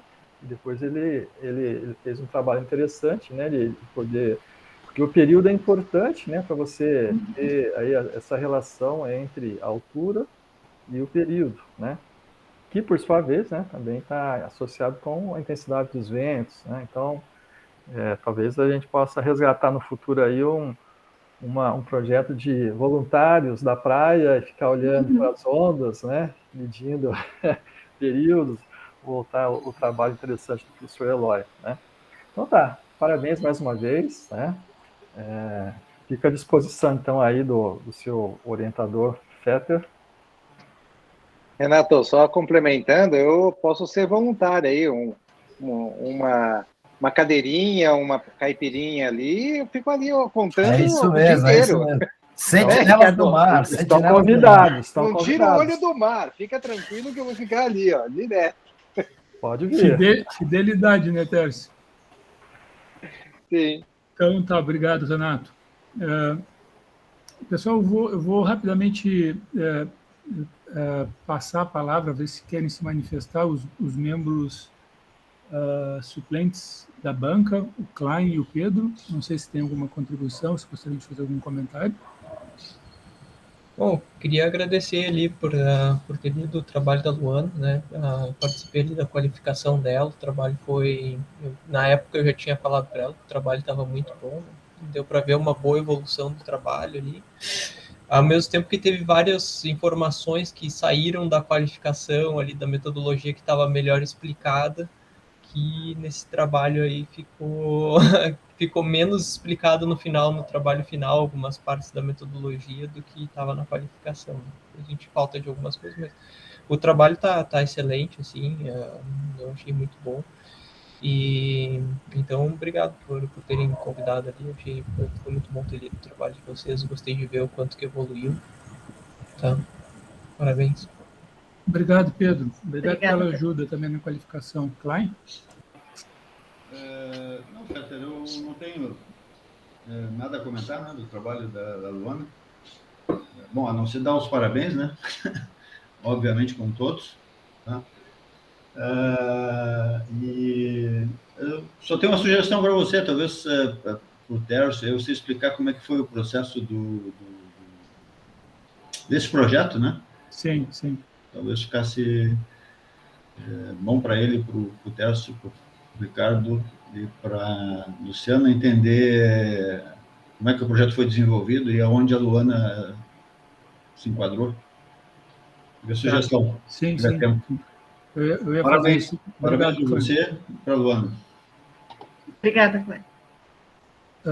Eu vou depois passar a palavra para a Paula, que é co-orientadora, né, para ela se manifestar, mas aproveitando a sugestão do Klein, eu ia fazer isso. Então, pessoal, como eu já havia brevemente mencionado, né, esse projeto, o trabalho da Luana faz parte de um projeto muito maior, que é o projeto esse financiado pela CAPES, que a gente chama de ROAD, né, cujo objetivo é prever perda de habitats costeiros em função de mudanças climáticas, né? Então, o proxy que a gente utilizou foi a cota de inundação. Então, o que a gente fez foi propôs uma metodologia. Bom, participam desse projeto, né, não só a UFSC, mas também a URGS, o Leandro Farina participa, a URGS participa também, João Nicolodi, Lauro Cagliari, e ali da FURG, da UFSC, que aliás é eu, o Klein, Felipe, Pimenta, o Renato e o Pedro Schaff, que trabalha com a parte de hidrologia, né? E a Paula, antes dela ir para Cantábria, ela também trabalhou com a gente no projeto, com um ano trabalhando com a gente no projeto como pós-doc, né? E a contribuição da Paula foi, como eu falei, foi fundamental para a gente iniciar esse trabalho. Então, qual era o objetivo? Era a gente, basicamente, a princípio, a gente precisava fazer um trabalho de modelagem híbrida, de downscaling híbrido, né? Então, para fazer um trabalho de downscaling híbrido, a gente precisa definir um preditor para a cota de inundação. E o preditor que a gente definiu, né, que é o que a gente chama de weather types, foi utilizando pressão e gradiente de pressão, porque pressão e gradiente de pressão são bons preditores para variação de nível ao longo da costa, né? Então, esse foi o primeiro trabalho que foi feito pela Paula. Foram definidos 25 weather types, ou 25 clusters, né? Já que isso é uma análise de cluster, cujo objetivo era descrever estatisticamente a circulação, né, os padrões que caracterizam a circulação no Atlântico Sul e que, teoricamente, provocam variações de nível ao longo da costa num ponto situado na costa de Santa Catarina, né? Uma vez que a gente tivesse isso, então, a gente tendo esses 25 weather types, a gente poderia definir a data mais representativa desses weather types e fazer uma modelagem de alta resolução, não só da atmosfera, que foi o que o Renato fez com o Danilo. Então, o Renato fez uma modelagem de alta definição da circulação atmosférica em Santa Catarina e Rio Grande do Sul para os 25 weather types. A gente tem isso. E o que a gente vai fazer agora... Bom, o João Nicolodi e o Farina fizeram também um downscaling dinâmico, né, desses 25 weather types para a onda, tanto no Rio Grande do Sul e em Santa Catarina. Então, a gente tem onda em alta definição, a gente tem circulação atmosférica em alta definição, e tem uma aluna minha que está participando dessa reunião, que é a Júlia, que vai fazer a circulação oceânica desses 25 weather types em alta resolução também. Então, o que a gente faz, né, como é feito num downscaling híbrido, né, é tentar, com esses 25 períodos curtos, né, tentar representar estatisticamente, de novo, a variável que a gente está querendo prever, né, no caso, nível total. Então, em vez de fazer 40 anos de alta definição de tudo, que teria um custo computacional muito grande, a gente faz 25 períodos curtos e tenta ver se, com esses 25 períodos curtos, a gente caracteriza estatisticamente da mesma forma, ou muito próximo da forma como a gente caracterizaria com 40 anos de resolução, né? Com 40 anos de simulação de alta resolução. A contribuição da Luana foi simplesmente pegar os padrões atmosféricos, os weather types que a Paula havia definido, e fazer essa análise com os modelos do CEMIP, né? Tanto 5 como o CEMIP 6. Então, a gente fez essas projeções, né, não só no período histórico, como nos cenários futuros também, para ver o que a gente tinha hoje e como que esses padrões que a gente observava hoje variavam ou irão variar no futuro, né?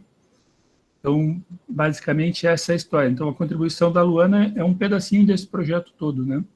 Talvez não tenha ficado bem claro no início para vocês, né? Por que a gente saiu falando de onda, de weather type, né? Então, essa contribuição da Luana é um pedacinho de um projeto bem maior que a gente tem trabalhado ao longo dos últimos 3 anos. Não sei se eu fui claro, se eu só compliquei mais as coisas, se vocês querem fazer alguma pergunta. Não, é bem claro. Eu acho que foi importante essa sua colocação, né? O Klein também. Na verdade, grandes projetos, né? É exatamente isso. O que a gente tem são pedaços que depois juntando você tem o resultado principal, né? Então, ótimo. Bacana. Certo, obrigado. Então, a Paula, terias algum comentário? Gostaria de te manifestar? Não quero prolongar muito aqui, mas só dizer que, bom, trabalhar com a Luana é ótimo, Luana é excelente, ela escuta o que a gente diz e faz 3 vezes mais do que a gente sugeriu, foi muito gratificante, assim, trabalhar com ela. Parabéns, Luana, seu trabalho foi muito bom e foi muito bom trabalhar contigo. E eu só vou aproveitar aqui só para esclarecer uma coisinha que o Ricardo comentou, assim, a parte dos weather types foi a parte que eu fiz, e a gente trabalhou em outros trabalhos durante o ano que eu estive aí, a gente publicou esses resultados e tal, e ficou esse especificamente, que deveria ser o paper 1, e o do Danilo e o da Luana ser a continuação, e daí vocês não poderiam ver o paper e tal. Então, isso aí eu assumo a culpa, que a gente tem esse ano esse compromisso aí de publicar.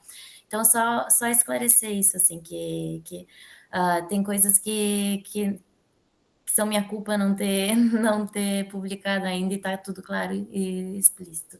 Mas, assim, que a ideia do weather type da análise que a gente fez com Stella e tudo mais, é fazer essa relação direta entre dados atmosféricos e uma variável, né? Pode ser inundação na costa por onda ou chuva.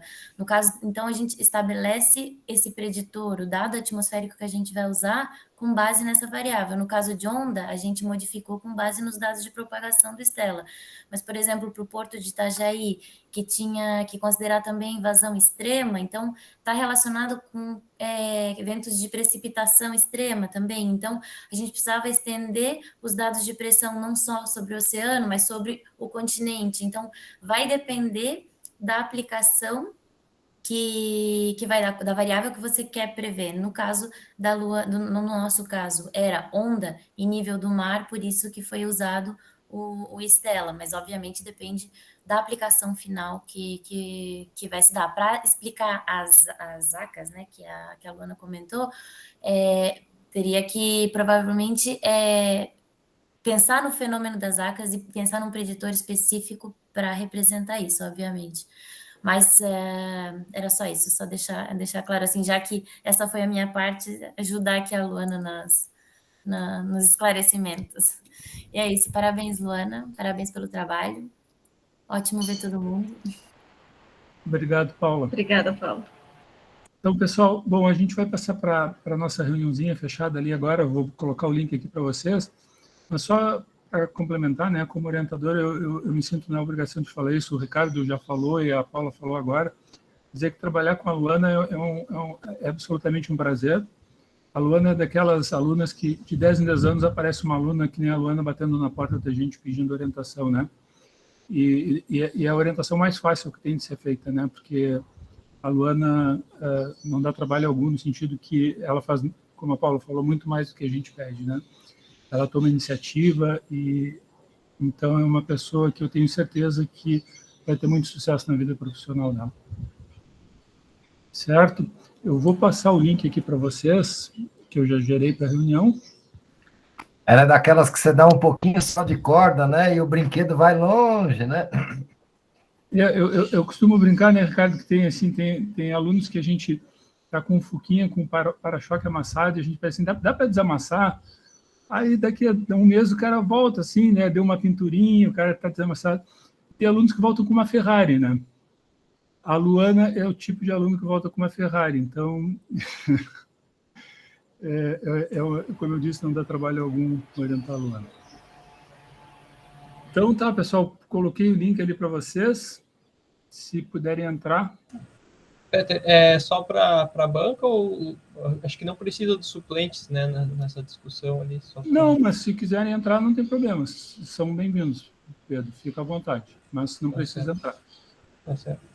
Certo? Eu vou me despedir aqui já. Tchau, tchau. Parabéns, Luana. A gente Tchau, Paula. Prazer encontrá-la. Prazer ver vocês. Até mais. Vamos conversar mais sobre esses Vamos ver se a gente se encontra nos congressos da vida aí. E vamos conversar. Tchau. Obrigada, Paula. Tchau, tchau. Pessoal, obrigada. A gente vai sair, né, desse meeting aqui e depois a banca, né? Depois a gente retorna para cá, né? Ok. Né? Certo?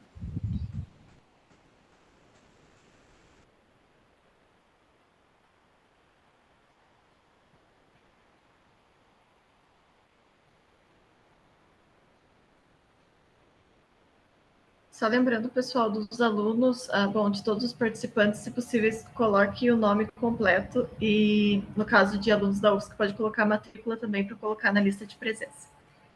Obrigada. E obrigada a todo mundo pelos parabéns que mandaram aqui no chat.